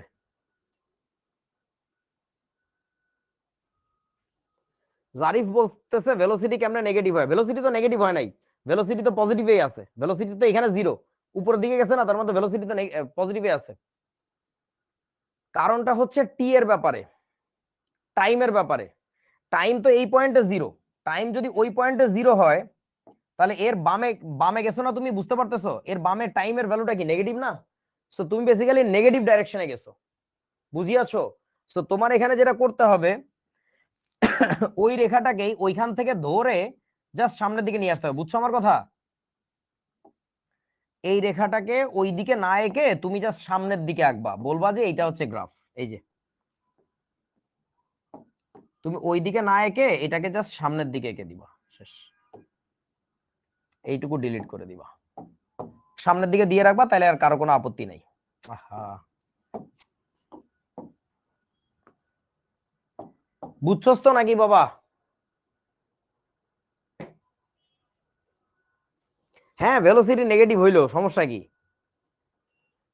ভেলোসিটি তো নেগেটিভ বটেই, মন্দনে যাচ্ছে না। স্থির অবস্থানে মানে বুঝো থাইমা ছিল, এবার মন্দনে গেছে মানে কি জানো? গাড়ির ব্যাক গিয়ার দেয়া বুঝো? মন্দনও তো এক প্রকার অ্যাক্সিলারেশন, ব্যাক গিয়ার দিয়ে এবার অ্যাক্সিলারেটরে চাপ দিছে, গাড়ি সাই করে পিছনে যাচ্ছে, and that motion is what he call this thing. মাস্টুরে বইলো আরো ভালো করে বুঝাবে, ঠিক আছে? আমি ফিজিক্স বুঝাইতে পারি না। অস্থির একটা জিনিস, শোনো, ফিজিক্যালি বোঝা লাগবে না, তুমি যেটা বুঝো সেটা হচ্ছে গাণিতিক সমীকরণ থেকে কিভাবে গ্রাফ প্লট করে, ঠিক আছে? হ্যাঁ অবশ্যই পসিবল, আমি তো বললাম তো কেবল গাড়ি ব্যাক গিয়ারে গেছে। আচ্ছা, ওকে, যাই হোক আমি ফিজিক্স নিয়ে আলোচনা না করি, জাস্ট গ্রাফ আঁকা শেখো আর কি। ওকে, চলো এবার কেমিস্ট্রি শেখা যাবে। এতক্ষণ ধরে তোমাদের প্র্যাকটিস করানো হয়েছে, এতক্ষণ যেটা দেখাইছি ওটার কোনোটাই আমার উদ্দেশ্য না। তুই এগুলো পরীক্ষা পারলেও আমার কিছু না, না পারলেও আমার কিছু না। আমি জাস্ট এটা দেখাইছি আমার উদ্দেশ্যে। আমার কি উদ্দেশ্য? কেমিস্ট্রি পড়তে হবে, ঠিক আছে? আর কিছু না। ওকে, সো প্রথম গ্রাফ যেটা তোমরা আঁকবা এখন, সেটা হচ্ছে চার্লসের সূত্র দিয়ে আমরা শুরু করব। প্রথম প্রশ্নটা শোনো, সেলসিয়াস স্কেলে, এন্ড ট্রাস্ট মি আজকে ক্লাসটা এখন এমন ভাবে করবা বাকি অংশটুকু যেন তোমার এর পরবর্তীতে কোনোদিন অ্যাডমিশন পর্যন্ত কেমিস্ট্রির গ্রাফে অন্তত আটকাইতে না হয়। আর যারা এতক্ষণ আমার কথা মনোযোগ দিয়ে শুনছো তারা ফিজিক্সে আটকাবো না, ম্যাথে আটকাবো না, আমি গ্যারান্টি দিতে পারি, ঠিক আছে? ওকে, তাহলে এখন ঘটনা হচ্ছে সেলসিয়াস স্কেলে চার্লসের সূত্রের গ্রাফ, এটা দেখাইতে বলছে। সেলসিয়াস স্কেলে চার্লসের সূত্রের গ্রাফ কেমন হবে বলো? প্রথম জিনিস তোমার যেটা লাগবে, সেলসিয়াস স্কেলের জন্য চার্লসের সূত্রটা লাগবে। কারোর কি মনে আছে সূত্রটা কি ছিল? সূত্রটা ছিল হচ্ছে এরকম, VT equal to V naught plus V naught into ছোট হাতের টি ডিভাইডেড বাই 273। মনে পড়ে আপনাদের? দেখেন তো ঠিক আছে কিনা। যে কোনো গ্যাসের তাপমাত্রা, যে কোনো গ্যাসের তাপমাত্রা না, আয়তন তার 0°C তাপমাত্রার আয়তনের 1/273 গুণ বৃদ্ধি বা হ্রাস পায় যদি গ্যাসের তাপমাত্রা বাড়ানো বা কমানো হয়। আচ্ছা, তাহলে এই ক্ষেত্রে আমাকে একটু বলো এখানে চলক কোনটা কোনটা বলো তো। আমি তোমাদেরকে এই ক্ষেত্রে বলে দিছিলাম স্পষ্ট করে যে এখানে ভেরিয়েবল কে কনস্ট্যান্ট কে। এখানে ভেরিয়েবলটা হচ্ছে টেম্পারেচার, আর একটা ভেরিয়েবল কোনটা, টি ভেরিয়েবল, আর একটা ভেরিয়েবল কোনটা, ভিটি। ভি নটটা কনস্ট্যান্ট, ভি নট হচ্ছে ওই গ্যাসটা তুমি যেটা নিয়েছিলে তার 0°C তাপমাত্রায় গ্যাসের আয়তন যেটা যেটা কখনোই চেঞ্জ হচ্ছে না, আর সেটাকে বলা হচ্ছে কনস্ট্যান্ট ভি নট। তাহলে এখন আমাদের এই একটা চলক, এইটা একটা চলক, আর একটা চলক হচ্ছে এইটা। সো বুঝতেই পারতেছো ভিটিটাকে আমরা কোন অক্ষে রাখবো, ওয়াই অক্ষে রাখবো বলে সিদ্ধান্ত নিয়ে ফেলছি, বিকজ সে এতিমের মতো একা একা বসে আছে। এখন একটু কাজ করো, ইকুয়েশনটাকে একটু মডিফাই করো, একটু মানুষ করো। ভিটি ইকুয়াল টু আমরা লিখতে পারি V naught divided by 273 into ছোট হাতের টি প্লাস হচ্ছে ভি নট লেখা যায়। এই যে ভি নট বাই 273টাকে যে সামনে নিয়ে আসছি, টিটার সাথে গুণ আকারে আছে, ভি নটটাকে যে পিছনে পাঠিয়ে দিছি। ওকে, তাহলে এবার এই বস্তুটাকে আমরা কোথায় রাখবো, এটাকে আমরা রাখবো ওয়াই অক্ষে। এই বস্তুটাকে আমরা এই বস্তুটাকে আমরা কোথায় রাখবো, এটাকে রাখবো এক্স অক্ষে। এই পুরোটা হবে হচ্ছে আমাদের স্লোপ এম, আর এইটা হবে হচ্ছে আমাদের কনস্ট্যান্ট। তোমরা কি বুঝিয়াছো?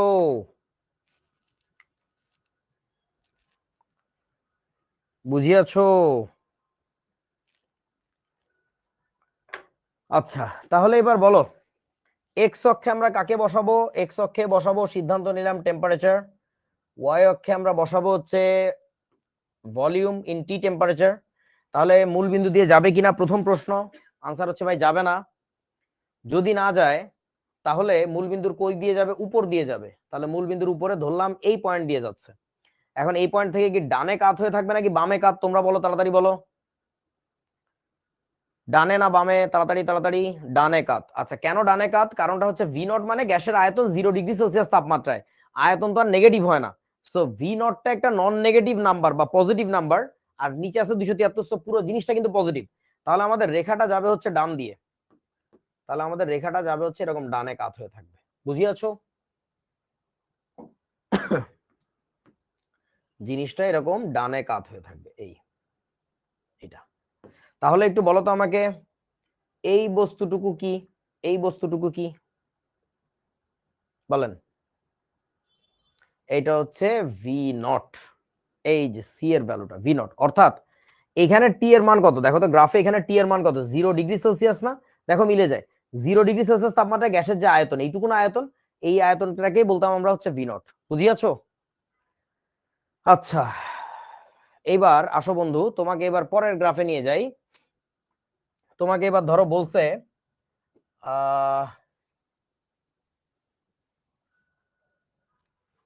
কন্ট্রোল সি, তোমাকে এবার বললো ধরো কেলভিন স্কেলে, সেলসিয়াস স্কেল লাগবে না আমার এবার, এবার আমার লাগবে কেলভিন স্কেলে। প্রশ্নটা হচ্ছে কেলভিন স্কেলে, কেলভিন স্কেলে চার্লসের সূত্রের গ্রাফ, এটা আঁকতে হবে। বলেন কি করা যায়? এখন এই সমীকরণ দিয়ে তো কাজ হবে না, এটা চার্লসের সূত্র কথা সত্যি, বাট এটা দিয়ে কিন্তু কাজ হবে না। কেন কাজ হবে না? কারণ এখানে হচ্ছে ডিগ্রি সেলসিয়াস বসে আছে, আমার এটাকে কনভার্ট করতে হবে কেলভিনে। সো কেলভিনে কেমনে কনভার্ট করব দেখো, ওই যে লসাগু করা কমন নিয়ে মনে আছে, ভি ছোট হাতের T equal to V not যদি আমরা কমন নিয়ে ফেলি তাহলে কত থাকবে, 1 প্লাস ছোট হাতের টি বাই 273। এগুলো কিন্তু ক্লাসে দেখানো হয়েছে আগে, আমি একটু দ্রুত যাচ্ছি। তাহলে বাম পাশে থাকলো আমার ভিটি ইকুয়াল টু হচ্ছে ভি নট ইন্টু কত হবে 273, কমন নিয়ে আমি লসাগু করলে 273 প্লাস হচ্ছে ছোট হাতের টি। এখন 273 প্লাস ছোট হাতের টি মানে কি, এটাই তো বড় হাতের টি নাকি? তাহলে ডান পাশে থাকবে হচ্ছে ভি নট, ভি নট এই 273 কে নিচে লিখতেছি ভি নট বাই 273 ইন্টু বড় হাতের টি। আর এই বাম পাশে তখন আর ভিটি লেখা যাবে না, শুধুমাত্র ভি লিখতে হবে। মনে আছে কি এই কথাগুলো বলা হয়েছিল কিন্তু? আচ্ছা, তাহলে এবার বলো আমাকে, এইবার আমরা এই বস্তুটাকে, ভলিউমটাকে কোন অক্ষে রাখবো? এটাকে রাখতে হচ্ছে ওয়াই অক্ষে, কারণ সে একা একা বসে আছে। টিটাকে, টেম্পারেচারটাকে কোথায় রাখবো? নিঃসন্দেহে এক্স অক্ষে রাখবো। তাহলে এই পুরো জিনিসটা হচ্ছে কি আমাদের বলেন তো, এম, স্লোপ। আচ্ছা, তাহলে এবার এক্স অক্ষে আমাদের বড় হাতের টি থাকবে, আগের বার ছিল ছোট হাতের টি, এবার হচ্ছে বড় হাতের টি। ওয়াই অক্ষে থাকবে হচ্ছে আমাদের কে, ওয়াই অক্ষে থাকবে হচ্ছে আমাদের ভি। তাহলে এবার প্রথম কথা হচ্ছে মূল বিন্দু দিয়ে কি যাবে নাকি যাবে না বলো, যাবে নাকি যাবে না? যাবে। মূল বিন্দু দিয়ে যাবে, ডানে কাত হয়ে থাকবে নাকি বামে কাত হয়ে থাকবে?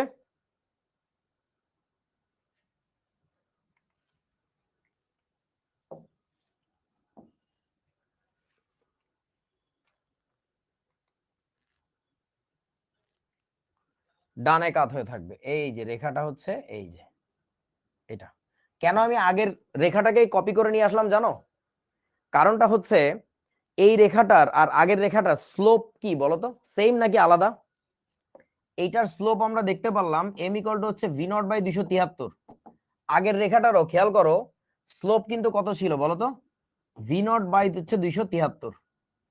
এই কারণে আমরা বলি যে প্রতি ডিগ্রি সেলসিয়াস তাপমাত্রা বৃদ্ধিতে, খেয়াল করো কথাটা ভালো করে একটু বোঝো, তোমাদের কি মনে পড়ে, ধরো এটা কোন একটা ডিগ্রি সেলসিয়াস টেম্পারেচার,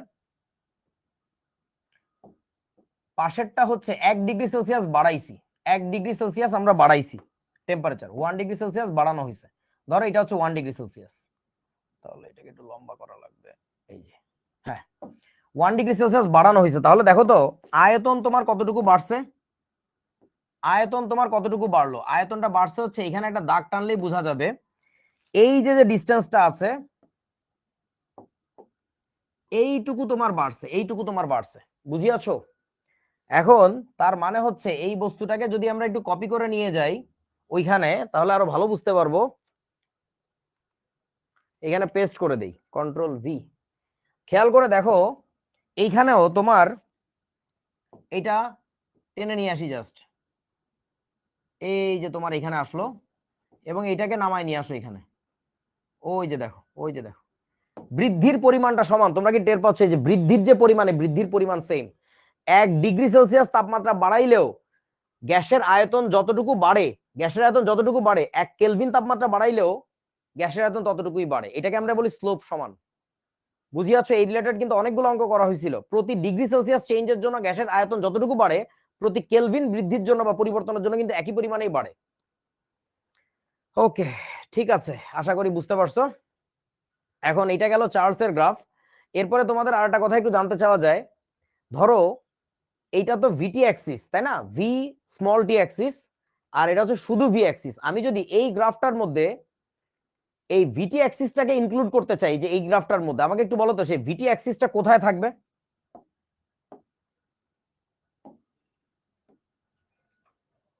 এটাকে আমি ব্লু কালার দিয়ে দিই আরো ভালো বুঝবা, এটা ধরো সেই ব্লু, এই ভিটি অ্যাক্সিসটা আসলে কোথায় থাকবে, এইটা থেকে ডান দিকে, এই এই মূল বিন্দু থেকে ডানে নাকি বামে বলেন? না না আমি ওটা জিজ্ঞাসা করি নাই, ডানের দিকে থাকবে না বামের দিকে থাকবে এটা জানতে চাইছি। ডানে থাকবে, বাহ সুন্দর, এইটা থাকবে আরো ডানের দিকে এরকম কোন একটা জায়গায়। এবং তোমরা একটু আমাকে বলো এইটা হচ্ছে তাহলে তোমার ভি ছোট হাতের টি অ্যাক্সিস, আচ্ছা আমার মনে হয় এর মধ্যে আঁকাটা ঠিক হয় নাই, এর মধ্যে আমরা না আঁকি, একটা কাজ করি, সেটা হচ্ছে এটাকে একটু পুরো কপি করে নিয়ে যাই, কন্ট্রোল সি, পরের স্লাইডে যাই পেস্ট করি, কন্ট্রোল ভি। ওকে, দেখো এর মধ্যে যদি আমরা ভিটিটাকে ইনক্লুড করি তাহলে সেই ভিটিটা যাবে হচ্ছে এই জায়গায় ভি স্মল টি, এটা হচ্ছে তোমার সেই ভি স্মল টি। এবং তোমরা একটু আমাকে বলো তো এই ডিসটেন্সটা কত,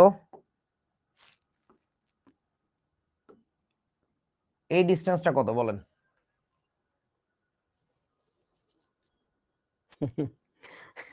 সাবাস, এটা হচ্ছে সেই 273, এবং এই জায়গাটাতে আছে কত জানো, এখানে আছে হচ্ছে 273 কেলভিন, এখানে আছে হচ্ছে 0 কেলভিন, এখানে বলা যায় আবার 0 ডিগ্রি সেলসিয়াস, আর এখানে হচ্ছে -273 ডিগ্রি সেলসিয়াস। আর তোমার এই যে যে ডিসটেন্স, সরি, এই যে যে ডিসটেন্সটুকু, এইটুকুকে ডিফারেন্ট একটা কালার দিলে আরো ভালো বুঝতে পারবো মনে হয়, এই ডিসটেন্সটুকু হচ্ছে 273, সো 0 থেকে 1 2 3 4 করে করে এই যে 273 পর্যন্ত গেছে, ঠিক আছে? 273 এটা কোন এককে, কেলভিন এককে, যেহেতু বড় হাতের মানে বড় হাতের টি হচ্ছে এক্স অ্যাক্সিসে বসানো হয়েছে, বুঝছস তো সবাই নাকি? খুবই ইনফরমেটিভ গ্রাফ, কিন্তু এগুলা থেকে অনেক প্রশ্ন আসে, অনেক প্রশ্ন আসে, গ্রাফ ঠিক মতো আঁকতে না পারলে ঝামেলা আছে। আচ্ছা, চার্লসের সূত্র নিয়ে কথাবার্তা শেষ, এবার তোমাদের একটা কাজ করতে হবে, সেটা হচ্ছে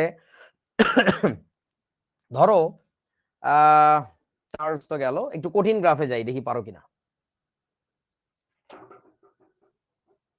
কঠিন গ্রাফ দিব। আরহেনিয়াস সমীকরণ বলে একটা সমীকরণ আছে, ঠিক আছে? আরহেনিয়াস সমীকরণটা আমি লিখে দিচ্ছি, জাস্ট গ্রাফ আঁকা শেখো, দেখি গ্রাফ আঁকতে পারো কিনা। থিঙ্ক ম্যাথমেটিক্যালি, কোনো ফিজিক্যাল জিনিস বোঝা লাগবে না। আমি বলে দিচ্ছি আরহেনিয়াস সমীকরণ থেকে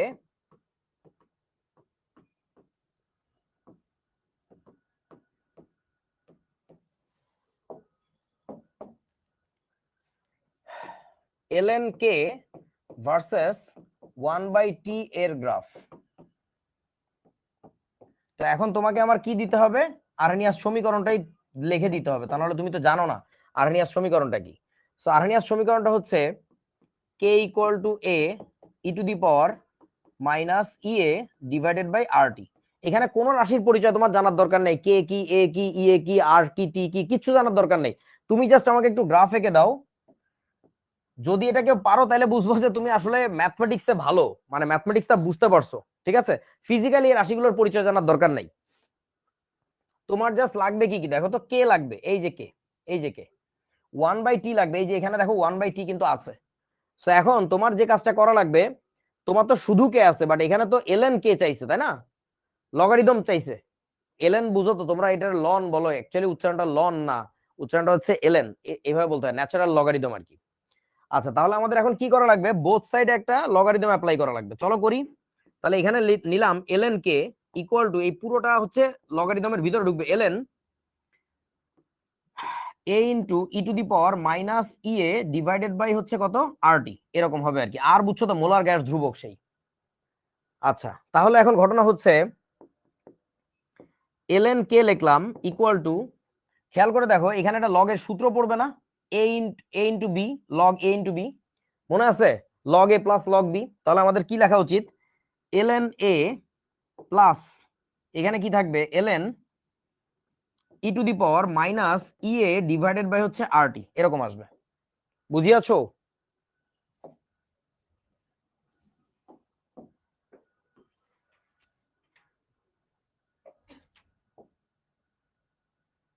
আচ্ছা, এর পরের কাজ হচ্ছে আমাদের যেটা, ln কে থাকলো ইকুয়াল টু, তোমাদের কি জানা আছে লগ বা লনের বডির যে পাওয়ারটা কই আসে, সামনে আসে না? তাহলে আমরা কি করব, এটাকে আমরা সামনে নিয়ে আসছি যদি, তাহলে লেখা যাবে ln a, এইটার সামনে যেহেতু মাইনাস, তাহলে সামনে এসে কি হবে, মাইনাস ইএ ডিভাইডেড বাই হচ্ছে RT, আর সাথে আছে হচ্ছে ln e। তোমরা কি জানো ln e এর মানটা কত, লন e এর মানটা কত? লন না, অ্যাকচুয়ালি উচ্চারণটা কিন্তু ln। বলো ln e এর মানটা কত?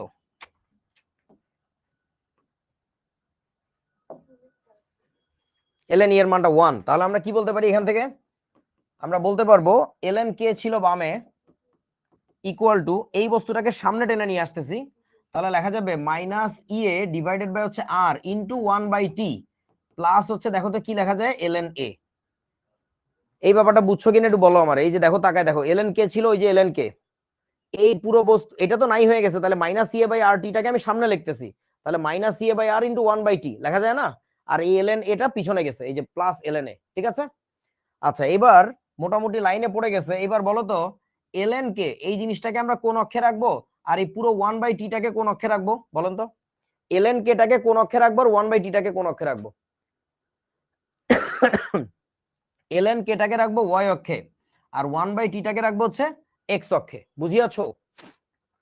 তাহলে এই জিনিসটা কি হবে বলেন, মাইনাস ইএ বাই আরটা কি হবে, minus EA by R slope হবে, এটা হবে হচ্ছে তোমার এম স্লোপ। আর এই জিনিসটা কি আসবে আমাদের, এইটা আসবে হচ্ছে তোমার সি কনস্ট্যান্ট। বুঝিয়াছো? তাহলে এখন তোমাদের কি করা লাগবে বলো, প্রথমে সিদ্ধান্ত নিয়েছিলাম এক্স অক্ষে রাখবো হচ্ছে আমরা 1/t কে, বড় হাতের টি, আর ওয়াই অক্ষে রাখবো হচ্ছে আমরা কাকে, ln কে। বুঝছো? যদি রাখি তাহলে প্রথম সিদ্ধান্ত যেটা নিতে হয়, মূল বিন্দু দিয়ে যাবে কি যাবে না, বলো কি হবে, যাবে নাকি যাবে না? যাবে না। মূল বিন্দুর উপর দিয়ে যাবে নাকি নিচে দিয়ে যাবে? মূল বিন্দুর উপর দিয়ে যাবে নাকি নিচে দিয়ে যাবে? উপর দিয়ে যাবে, কারণ প্লাস সি। আচ্ছা, ধরলাম এই বিন্দু দিয়ে যাচ্ছে। এবার কথা হচ্ছে সে কি ডানে কাত হয়ে থাকবে নাকি বামে কাত হয়ে থাকবে বলেন? রাইট সাইডে কাত হয়ে থাকবে নাকি লেফট সাইডে? বামে, লেফটে মানে কি ওদিকে যাইতে ইচ্ছা করতেছে, ওদিকে যাও না শোনা, ওদিকে যাও না, একটু ঝামেলা আছে। তুমি ওই রেখাটাকে কি করতে পারো, একটু টেনে কোন দিকে লেখা যায় বলেন তো, ওটাকে একটু টেনে ডান দিকে এরকম লেখা যায়। এই যে বুঝিয়াছো আমার কথা, নিচের দিকে যে এরকম রাইট সাইডে দেখানো যায়। ওকে, সো এই রেখার স্লোপ কি হবে বলো, এই রেখার ঢাল কি হবে, ঢাল কি হবে, ঢাল কি হবে, ঢাল কি হবে? কেউ কয় প্লাস এম, কেউ কয় মাইনাস এম। আরে পুরোটা বল না বাবা। ঢাল হবে হচ্ছে minus E A divided by হচ্ছে R, that is the slope of that equation, I mean graph. ঠিক আছে, তোরা একটু ভেবে বলতো। আমার মাথায় আরো 100টা গ্রাফ গিজ গিজ করতেছে কেমিস্ট্রির, আমি দেখাইতে পারতেছি না, কারণ তোরা এখন বুঝবি না। ফিজিক্সের তো জীবনে বহু গ্রাফ করছস, ফিজিক্সের গ্রাফ কঠিন লাগতেছে না কেমিস্ট্রির, বলেন তো? মানে ক্যাচাল কোথায় বেশি? ঝামেলা আছে, এই জন্যই আমি বলছি প্রথমে গণিতের ভিত্তি তোমাদের অনেকেরই দুর্বল, যেমন এক ছাগল, পাতা খাওয়া ছাগল, এই জায়গায় এসে বারবার বলতেছে যে ঢাল কি, ঢাল কি, ঢাল কি রে ভাই। ও কিভাবে ম্যাট্রিক পাস করছে এটা আমার জানা নাই, তো এই জন্য আমার কমনলি কিছু কথা বলে নিতেই হয়েছে। দ্বিতীয় কথা হচ্ছে ম্যাথমেটিক্স শেখার পর এটার প্রয়োগ, অ্যাপ্লিকেশন সবচেয়ে সহজে বোঝা যায় ফিজিক্সে। ফিজিক্সে একটু দেখায় নিয়ে তারপর আমার এখানে কেমিস্ট্রিতে আসা লাগছে। ইনফ্যাক্ট তারপরেও এখানে অনেকে বুঝতেছে না আমি জানি, এবং আমার কষ্ট লাগতেছে, কিন্তু আসলে কিছু করার নাই। ওদের দুর্বলতা আসলে রসায়নে না, আমি রসায়ন পড়াচ্ছি না আজকে, বুঝতেই পারতেছো। এটা পুরোটাই গণিত এবং পদার্থ বিজ্ঞান, পদার্থ না পুরোটা গণিত বেসিক্যালি।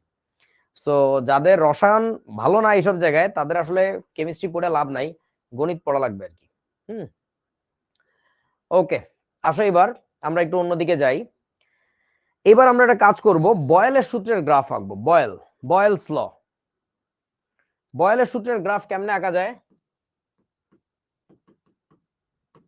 বয়েলের সূত্রের গ্রাফ, তো বয়েল বাবাজি কি বলছিল? বয়েল বাবাজি বলছিল ভি সমানুপাতিক হচ্ছে 1/p। তার মানে আমরা কি বলতে পারি, ভি ইকুয়াল টু কোন একটা কনস্ট্যান্ট ইনটু 1/p বলা যায়। এখন বয়েল বাবাজি, যেহেতু তুমি বয়েলের গ্রাফ আঁকতেছো, সো তোমাকে বয়েলের মতো করেই আঁকা লাগবে, তোমার মতো করে আঁকলে তো এটা তোমার গ্রাফ হইতো, তাই না? আচ্ছা, তাহলে বয়েল যে কাজটা করছে, এক্স অক্ষে তিনি কাকে রাখছেন, এক্স অক্ষে রাখছেন হচ্ছে ভি কে, আর ওয়াই অক্ষে রাখছিলেন হচ্ছে পি কে। এটা রাখার পর একটা জিনিস চিন্তা কর, এই সমীকরণের সেটআপটা কেমন, যদি আমি কখনো প্রেসার বাড়াই, প্রেসার যদি বাড়াই তাহলে ভলিউম কি হওয়ার কথা বলেন তো, বাড়ার কথা নাকি কমার কথা? প্রেসার যদি বাড়াই, কমার কথা। প্রেসার যদি বাড়াই তাহলে ভলিউম কমে আসার কথা, that should reduce, that should decrease. আচ্ছা, এই যদি অবস্থা হয়, যতই তুমি প্রেসার বাড়াবা ততই ভলিউম কি হবে, কমতে থাকবে।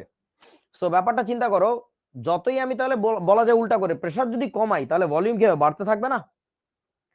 তাহলে গ্রাফটা আসা উচিত হচ্ছে দুই রকমের যে কোনো একটা, একটা হচ্ছে লিনিয়ারলি কমে যাবে, একটা বাড়াইলে একটা কমে। দেখো, ভলিউম যত বাড়তেছে প্রেসার কিন্তু তত কমতেছে, দেখা যাচ্ছে। এই যে এইটুকু প্রেসার থাকা অবস্থায়, সরি এইটুকু ভলিউম থাকা অবস্থায় প্রেসার হচ্ছে এতখানি, ভলিউম যখন বাড়াইছি প্রেসার কি কমে গেছে না? ভলিউম আরো বাড়াইছি, প্রেসার আরো কমে যাবে, বুঝতে পারতেছো? একজন বাড়লে একজনের মান বাড়তেছে, আরো বাড়তেছে, আরেকজনের মান কি হচ্ছে, কমে কমে যাচ্ছে। এটা হতে পারে। আবার আরেকটা হতে পারে, সেটা হচ্ছে এই যে দেখো, এটা এরকম, এটাও কিন্তু রিডাকশন, এইটাও রিডাকশন গ্রাফ কার্ভ, এটাও রিডাকশন কার্ভ। রিডাকশন মানে বুঝো তো হ্রাস পাওয়া আর কি। সো হ্রাস তো স্ট্রেট লাইনেও পাইতে পারতো, হ্রাস তো কার্ভ হয়েও পাইতে পারতো, পাইতো না? পারতো না? তো এখন কথা হচ্ছে হ্রাসটা কোনটা হবে বলো, এক নাম্বার টাইপের হ্রাস পাবে স্ট্রেট লাইনে, নাকি দুই নাম্বার টাইপের হ্রাস পাবে বলো তো? বইয়ে বইয়ে দেখে মুখস্থ বইলো না, বুঝে শুনে বলো, যৌক্তিক ভাবে বলো, যে এক নাম্বার স্টাইলে কমে যাওয়ার কথা নাকি দুই নাম্বার স্টাইলে, বলেন। কেউ বলতেছো এক, কেউ বলতেছো দুই। আচ্ছা, কার্ভ হওয়ার কথা, তার কারণটা হলো কি, দেখো ভাই, তুমি এটার একটু এক লাইনে ঢুকাও। যদি আমি লিখি ভি ইকুয়াল টু কি আসবে, constant into P to the power কত বলো তো, -1, এরকম হবে না? স্ট্রেট লাইনের ইকুয়েশনটা একটু জাজ করে দেখো, স্ট্রেট লাইন কখন হয়? সরল রেখার ক্ষেত্রে, সরল রেখার ক্ষেত্রে ওয়াই ইকুয়াল টু আমরা দেখছিলাম mx প্লাস বা মাইনাস সি, সি তো কোনো ব্যাপার না। খেয়াল করে দেখো এক্স এর পাওয়ার কত ছিল, এক্স এর পাওয়ার ছিল 1, ওয়াই এর পাওয়ারও ছিল 1। তো সরল রেখা হতে গেলে একটা বিশেষ শর্ত হচ্ছে চলকগুলোর পাওয়ারে হওয়া লাগবে কত বলো তো, 1। 1 ব্যতীত অন্য কিছু থাকলে, 1 ব্যতীত কি থাকতে পারে, 2 থাকতে পারে, 3 থাকতে পারে, মাইনাস থাকতে পারে, ফ্র্যাকশন থাকতে পারে, বুঝছো না? যা কিছুই হোক 1 ব্যতীত যতগুলো চলক আছে সবগুলো চলকের পাওয়ারে 1 ব্যতীত অন্য কিছু থাকার মানেই হচ্ছে that thing will be curved, that can curve down, that can curve up, whatever that is, that will be curve. ঠিক আছে, এটা একটু মাথার মধ্যে রেখো। ম্যাথমেটিক্সে আরো ভালো করে শিখবা তোমরা, এখন অনেক কোচি, অনেক বাচ্চা এগুলো শেখো নাই, পরে শিখবা আর কি। সো ঘটনা হচ্ছে, কি বলতেছিলাম ভুলে গেছি। ও মনে পড়ছে, সরল রেখা। সরল রেখা একমাত্র তখনই হয় যখন এক্স আর ওয়াই বা যতগুলো চলক আছে সবগুলোর পাওয়ারে কত থাকবে, 1 থাকবে। ওকে, আচ্ছা, তাহলে এখন ঘটনা হচ্ছে যে দেখো তো এইখানে এই সমীকরণটা একটু জাজ করে দেখো, এইখানে কি আছে, এক লাইনে আনার পরে মানে লিনিয়ারাইজ করার পরে ভি এর মাথায় 1 আছে বাট পি এর মাথায় তো 1 নাই, তার মানে হচ্ছে দ্যাট থিং মাস্ট বি কি বলেন তো, curve, that thing must be curve. So আমরা এখন যেটা করব, এই বস্তুকে ডিলিট, এই সবগুলো ছাগলকে ডিলিট, কার্ভ হবে হচ্ছে এরকম, মানে স্টাইলটা হবে হচ্ছে এরকম, বুঝিয়াছো? এই যে দেখো খেয়াল করে, এই ভলিউমে, এইটুকু ভলিউমে প্রেসার যতখানি ছিল, এই ভলিউমে প্রেসার আর একটু কম, এই ভলিউমে প্রেসার একটু কম। এই যে ভলিউম যত বাড়তেছে, ভলিউম যত বাড়াচ্ছি প্রেসার আস্তে আস্তে কি হচ্ছে, কমে যাচ্ছে। বুঝা গেছে? আচ্ছা এখন বলো তো তাহলে, এখন বলো তো তাহলে আমি যদি একটা প্রশ্ন করি যে এই রেখাটা অসীম পর্যন্ত যে, অসীম পর্যন্ত যে, বা সরি, আমি জানতে চাচ্ছি এই রেখাটা কখন কত দূরে যে, এই বরাবর কত দূরে যে ওয়াই অক্ষে টাচ করবে, এটা কোথায় যে ওয়াই অক্ষে টাচ করবে, এই এই ডিসটেন্সটা কত জানতে চাচ্ছি, বলো কত হবে? -273 কইতেছে কিছু গরুরা, ওরা কিছুই বোঝে না। এটা আসলে অসীমে যে মিলিত হবে, এটা যতই কাছে যাবা তোমার মনে হবে মিলিত হয়ে যাচ্ছে হয়ে যাচ্ছে হয়ে যাচ্ছে, এটা আসলে জীবনেও মিলিত হবে না। এটা আসলে জীবনেও মিলিত হবে না বলতে গাণিতিক ভাষায় এটাকে বলে অসীমে মিলিত হবে। তার কারণটা হচ্ছে কি জানো, দেখো এক্স অক্ষের সাথে টাচ করে যাওয়ার মানে হচ্ছে ওখানে প্রেসারের ভ্যালুটা হচ্ছে 0। সো প্রেসার কখন 0 হবে, যেহেতু ভি সমানুপাতিক ছিল 1/p, ভলিউমটা যদি ইনফিনিটি করা হয় তখনই প্রেসারটা হবে কত, 0। এই যে প্রেসার 0 হবে তখন যদি ভলিউমটা ইনফিনিটি হয়। সো এটা আলটিমেটলি এই গ্রাফটা যত এক্স অক্ষ বরাবর তুমি অসীমে নিয়ে যেতে পারবা, তারপর এটা মিলিত হবে, তখন এটা আসলে এটা জীবনেও হবে না। বাংলা ভাষায় বলে, মানে নর্মাল ভাষায় বলে জীবনেও মিলিত হবে না, আর গণিতের ভাষায় বলে অসীমে যায় মিলিত হবে। বুঝিয়াছো? ওকে, তো এখন এই যে যে গ্রাফটা দেখতে পাচ্ছ, এই গ্রাফটার একটা বিশেষ নাম আছে, এই গ্রাফটার একটা বিশেষ নাম আছে, এটাকে বলে আয়তাকার অধিবৃত্ত। আয়তাকার অধিবৃত্ত। আমার খুব ইচ্ছা করতেছে যে আয়তাকার অধিবৃত্ত জিনিসটা কি তোমাদেরকে একটু শিখাই, ইংরেজিতে বলে রেক্ট্যাঙ্গুলার হাইপারবোলা। এটা তোমরা জেনে রাখো, গুগল করে একটু এটার ছবি টবি দেখবা, কিছু বুঝবা না যদিও এখন। Rectangular hyperbola. সো তোমরা যখন হাইপার, পিইআর বিওএল এ, হাইপারবোলা, যখন তোমরা কোনিক্স শিখবা ম্যাথমেটিক্সে, কোনিক্স শেখার পরে এই জিনিসগুলো একটু বুঝতে পারবা আর কি, যে হোয়াট ইজ হাইপারবোলা। আগে শিখতে হবে হাইপারবোলা, তারপরে শিখতে হবে রেক্ট্যাঙ্গুলার হাইপারবোলা। ঠিক আছে, এই আর কি গেল। এখন কথা হচ্ছে তোমরা একটু আমাকে বলো তো, আমি একটু পেছনে ফিরে ফিরে যাই, অতীতে ফিরে যাই, সেটা হলো যখন আমি চার্লসের সূত্র আঁকছিলাম তখন কি কনস্ট্যান্ট ছিল বলতে পারবা? এই লাইন বরাবর এই বস্তুটা কনস্ট্যান্ট ছিল আমরা জানি, এর সাথে কি আর কোনো কিছু কনস্ট্যান্ট ছিল বলো তো? আর কি কোনো কিছু কনস্ট্যান্ট ছিল? ওই যে ভি নট তো কনস্ট্যান্ট বুঝছি, ভি নট বাই 273 পুরোটাই কনস্ট্যান্ট। আর একটা জিনিস কনস্ট্যান্ট ছিল, সেটা হচ্ছে পিও কনস্ট্যান্ট ছিল। তোমাদের কি মনে পড়ে চার্লসের সূত্র কাজ করে কি নিয়ে? ভলিউম আর টেম্পারেচার নিয়ে। এবং তখন গ্যাসের যে ভেরিয়েবল ছিল চারটা, পিভিটিএন, ওই চারটার মধ্যে বাকি দুইটা কিন্তু কনস্ট্যান্ট থাকার কথা। তার মানে হচ্ছে শুধু যে প্রেসার কনস্ট্যান্ট তা কিন্তু না, বইতে লেখা থাকে শুধুমাত্র প্রেসার কনস্ট্যান্ট, অ্যাকচুয়ালি সত্যি কথা হচ্ছে এই জায়গায় প্রেসারও কনস্ট্যান্ট, মোল নাম্বারও কনস্ট্যান্ট। এই পয়েন্টে প্রেসারের ভ্যালু যা, মোল নাম্বারের ভ্যালু যা, এই পয়েন্টেও pressure value mole number value same. বুঝিয়াছো? দুইটা জিনিস কনস্ট্যান্ট এই জায়গায় পি আর এন। আচ্ছা আবার আসো ওই জায়গায়, মানে বইতে কিন্তু শুধু পি নিয়ে কথা বলে, এন নিয়ে বলতে চায় না তাই বলে না, বাট অ্যাকচুয়ালি এনও কনস্ট্যান্ট আর কি, জেনে রাখো। এখানেও তাই ডেফিনেটলি চার্লসের গ্রাফ। এবার একটু আমাকে বলো ওই কি এগুলা কই, এই যে বয়েলে আসলাম। এই বয়েলের যে গ্রাফটা আঁকছি এখানে প্রতিটা পয়েন্টে কি কি কনস্ট্যান্ট বলতে পারবা, কি কি কনস্ট্যান্ট প্রতিটা পয়েন্টে? তারা বয়েল কাজ করছে পি আর ভি নিয়ে, তার মানে হচ্ছে এই তো গুড, টেম্পারেচারও কনস্ট্যান্ট, মোল নাম্বারও কনস্ট্যান্ট, ঠিক আছে। এখন আমাদের একটা কাজ করা লাগবে, সেই কাজটা হচ্ছে দেখো সেটা হচ্ছে ধরো তোমাকে একটা গ্রাফ দিছে এরকম, এক্স অক্ষে হচ্ছে টি আর ওয়াই অক্ষে হচ্ছে ভি।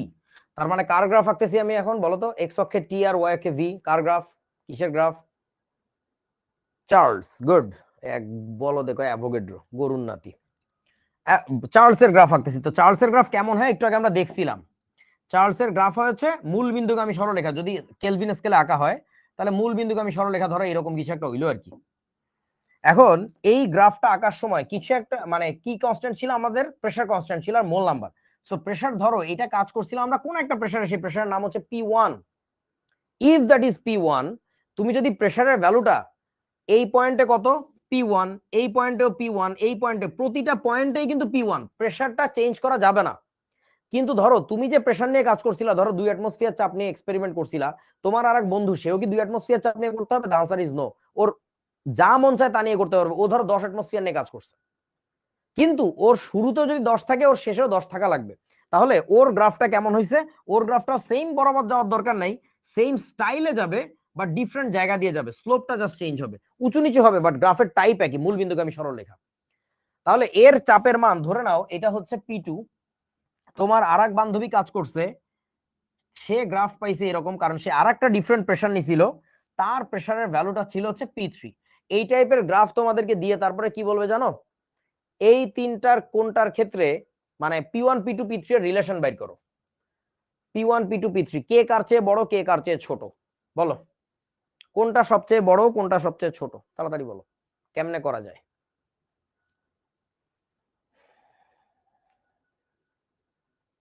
P1 বড়, ফুলটা উত্তর দিয়েছো, P1 সবচেয়ে ছোট। আচ্ছা, এই জিনিসটাকে ফিজিক্যালি বোঝা যায়, আবার এই জিনিসটাকে গ্রাফ থেকে বোঝা যায়। এই প্রশ্নটা আমাকে প্রথম করছিল এই মানে এটা হচ্ছে 2010 সালে একটা ছেলে, ওর নাম হচ্ছে নাভেদ, নাভেদ বা নাভিদ খেয়াল নাই, আমার স্টুডেন্ট ছিল 10 না 11তে, 11-র কথা বলতে 11, 2011-তে, এবং বুয়েটে ওর মেরিট পজিশন ছিল 10th, দশম হয়েছিল।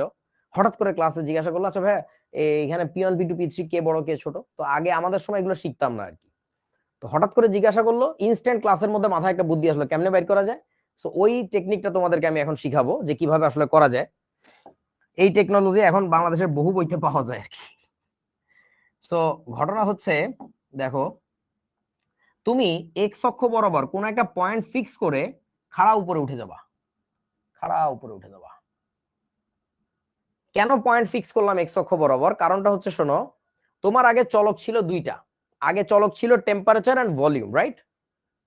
এখন চলক হয়ে গেছে তিনটা, এটা কি টের পাচ্ছ? টেম্পারেচার ভলিউম তো আগে চলক ছিলই, এখন আবার প্রেসার নিয়ে নাচানাচি করতেছে, P1 P2 P3 কোনটা বড় কোনটা ছোট, কন্ট্রোল মাইনাস। সো ঘটনা হচ্ছে আনন্দ না, কন্ট্রোল মাইনাস। আচ্ছা, সো ঘটনা হচ্ছে দেখো, তোমার চলক একটা কমায় ফেলতে হবে। চলক একটা কমানোর জন্য কি করছি, এক্স অক্ষে কোন একটা পয়েন্ট ফিক্স করছি, এই পয়েন্টটা ফিক্স করছি, করে বলছি এর ডানেও যাব না এর বামেও যাব না। এর ডানে বামে না যাওয়ার মানে কি, ওই ওই জিনিসটা কি কনস্ট্যান্ট করে ফেলছো না, অর্থাৎ তুমি টেম্পারেচারটাকে ফিক্স করে ফেলছো। তাহলে টেম্পারেচার যদি ফিক্স করো, এবার একটু খেয়াল করো তো, আমাকে একটু বলো এই জিনিসটুকু কি বলতে পারবা? এটা একটা height, vertical height, vertical height গুলো কি ইন্ডিকেট করে, ভলিউম না? এটা কোন ভলিউম বলো তো, কন্ট্রোল প্লাস, এটা কোন ভলিউম কইতে পারবা? এটা হচ্ছে V3, গাধা। P3 প্রেসার মোমেন্টে যে ভলিউম থাকে তারে কি বলে, V3 বলে না? বলেন তো এবার, এই এই ভলিউমটুকু কত, এই যে এই ভলিউমটুকু, এখান থেকে এইটুকু হাইট কত বলতে পারবা? এটা হচ্ছে V2। এখন তুমি যে কাজটা করবা, আমার টেকনিক হচ্ছে যেটা, এটা আরো অনেক ভাবে বের করা যায়, আমি যে টেকনিকে বের করি ওটা শিখাচ্ছি আর কি। তুমি এবার লিখবা চোখে দেখা যায়, চোখে, আহারে বানানটা ভুল হয়ে গেল, দেখা যায়, চোখে দেখা যায়, কি দেখা যায়, B2 is greater than B3, কথা সত্যি কিনা বলেন? চোখে দেখা যায় V2 is greater than V3, চোখে দেখা যায় B2 is greater than V3, বুঝছিস? আচ্ছা, এরপরে তুই যে কাজটা করবি সেটা হচ্ছে ভি আর পি এর একটা রিলেশন বের করলে খেলা শেষ। বলো এবার, এবার আবার লিখবা আজা, আজা মানে বুঝো তো, আমরা জানি, আজা ভি আর পি এর রিলেশন বের করতে বলছি, কিন্তু ভি আর পি কেন, টিটাকে আগেই কনস্ট্যান্ট করে বসাই দিয়ে দিছি বাড়ি, এই তুই চুপ থাক, তুই নড়িস না। তাহলে আমরা কি জানি বলেন তো, ভি সমানুপাতিক কি 1/p, অর্থাৎ যে মুহূর্তে, যে মুহূর্তে ভলিউমটা বড় সেই মুহূর্তের প্রেসারটা কি ছোট না? ইনভার্স রিলেশনশিপ, যে মুহূর্তের ভি বড় ওই মুহূর্তের পি ছোট, বুঝছিস? সো ঘটনা হচ্ছে, তাহলে আমরা কি দেখতে পাচ্ছি, যেহেতু ভি2 বড়, তাহলে অতএব বলা যাবে কি জানো, বলা যাবে হচ্ছে পি2টা ছোট কার চেয়ে, পি3 এর চেয়ে ছোট। এই ব্যাপারটা একটু ভালো করে বোঝো, যেহেতু আমরা জানতাম ভলিউম বড় হলে প্রেসার ছোট হয়, তার মানে যে মোমেন্টের ভলিউম বড়, এই যে ভলিউমটা ভি2 বড়, তার মানে ওই মোমেন্টের যে প্রেসার ওটা ছোট হবে, বুঝছস? আচ্ছা, এখন কথা হচ্ছে তাহলে যেহেতু এখানে 1 2 3 সিরিয়ালি সাজানো ছিল, তাহলে আমরা বলে দিতে পারি পি3 এর চেয়ে ছোট যদি পি2 হয়, তার মানে অতএব বলা যায় কি বলেন তো, পি1টা কই বসবে, আরো বামে, এই পাশে থাকবে পি2, এই পাশে থাকবে হচ্ছে পি3, and that is nothing but your answer. That's what you call mathematical relationship. আমি এইভাবে বের করতাম আর কি, কেউ বোঝে না, বুঝছস বাপ?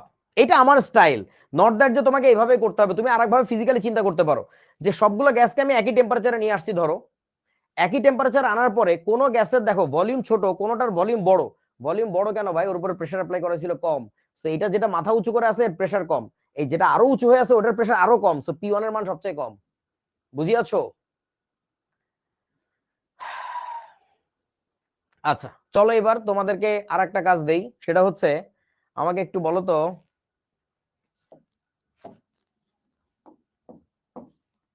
দেখি পারিস কিনা, ওই কন্ট্রোল সি কন্ট্রোল ভি, দেখি এবার পারিস কিনা, ধরে নে, ওরে যন্ত্রণা, কোথায় যাইবো, ধরে নে, এগুলো সব ফেলে দিলাম, সব জায়গায় প্রেসার সেম, ধরে নেন সব জায়গায় প্রেসার সেম,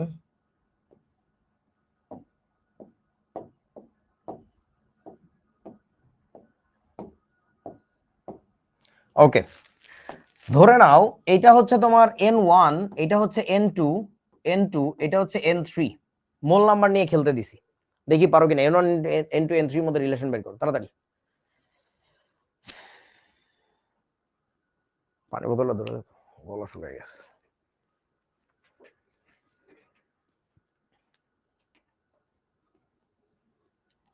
আন্দাজে বলে দিলে n1 বড়, বুঝে শুনে বলো।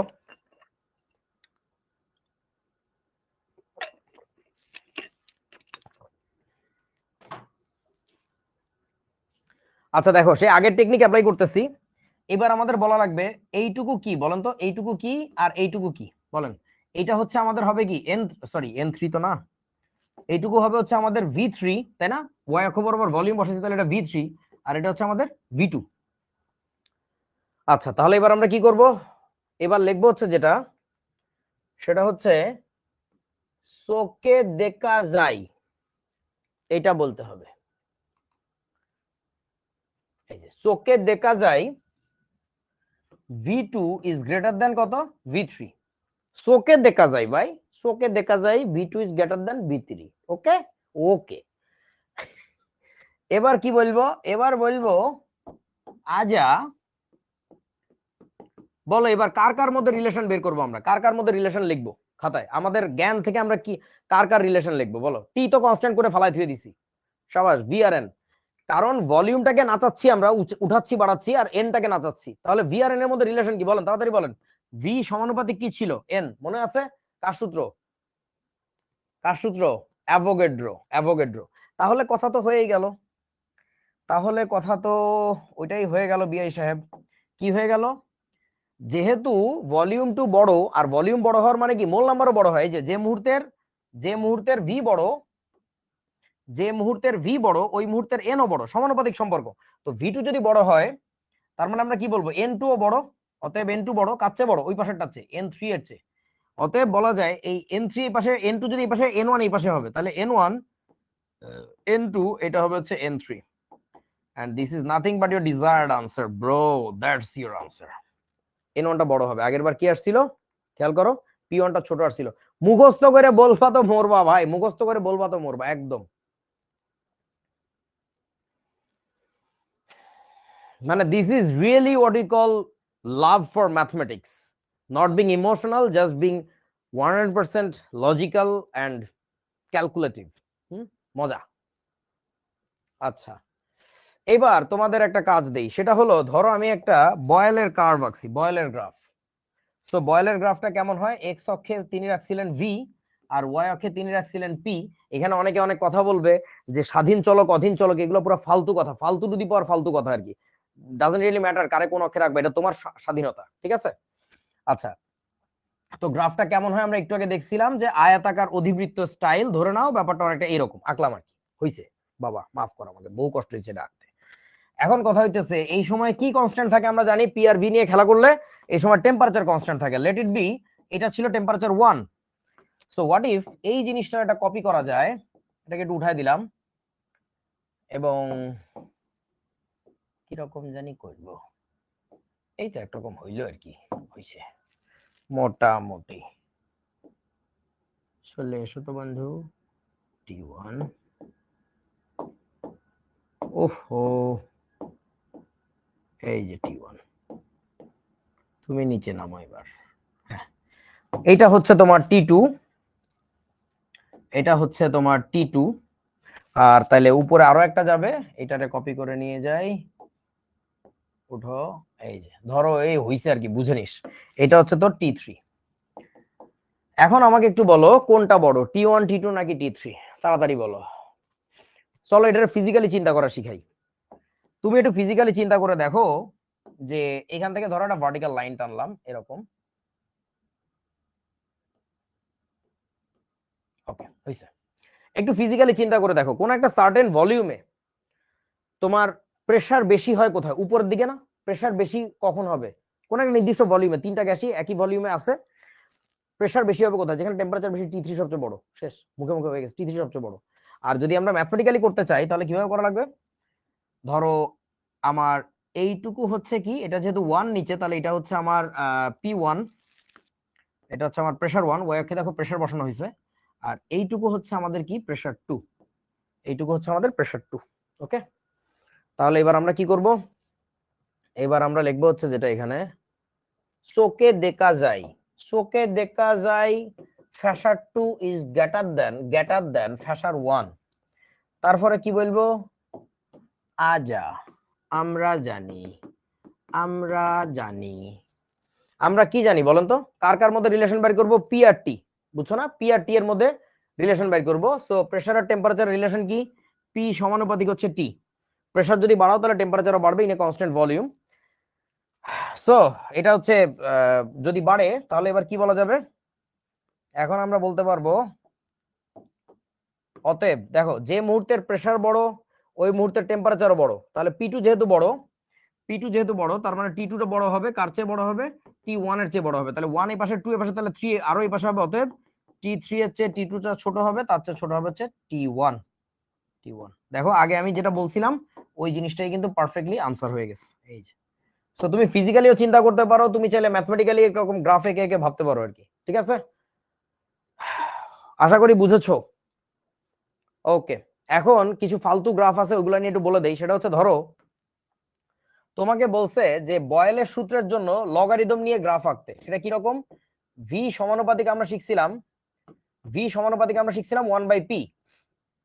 ভি সমানুপাতিক যদি 1/p দেখি আমরা, এখান থেকে আমরা যদি ভি ইকুয়াল টু লিখি কে into P to the power -1 আসবে, তাই তো? এখন তুমি যদি লগ অ্যাপ্লাই করো তাহলে কি আসবে? Log V equal to log K into P to the power -1, তারপরের লাইনে আমরা যেটা লিখতে পারবো log V equal to log A B এর সূত্র, তাহলে কি আসে লগ বলো কে প্লাস লগ হচ্ছে পি টু দি পাওয়ার -1, তারপরের লাইনে কি বলা যায় log V equal to log K থাকলো, এই -1টা সামনে আসলে কি হবে মাইনাস লগ হবে হচ্ছে পি। তো এরপরে আমরা একটা কাজ করি, পুরো জিনিসটাকে একটু ছোট করে নেই, লিখতে জায়গা হবে। ছোট হও বন্ধু, ছোট যদি কি জানি বড় যদি হতে চাও ছোট তবে হও। আচ্ছা নাইস, হইলো শেষ। এরপরে দেখো এখানে আমরা একটা কাজ করি, এটাকে একটু রিঅ্যারেঞ্জ করি, তাহলে কি হবে log V equal to minus log P, আর তারপরে কি থাকে প্লাস হচ্ছে লগ কে। এখন বলেন এক্স অক্ষে আমরা কাকে রাখবো, এই বস্তুটাকে তুমি ওয়াই অক্ষে রাখো, একা একা বসে আছে তাহলে ভালো হবে। আর কোনটাকে ওয়াই অক্ষে এক্স অক্ষে রাখবো, এই পুরোটাকে তুমি রাখো হচ্ছে এক্স অক্ষে। তাহলে এই যে -1, এই -1টা কি বলতো স্লোপ, আর এইটা হচ্ছে তোমার সি।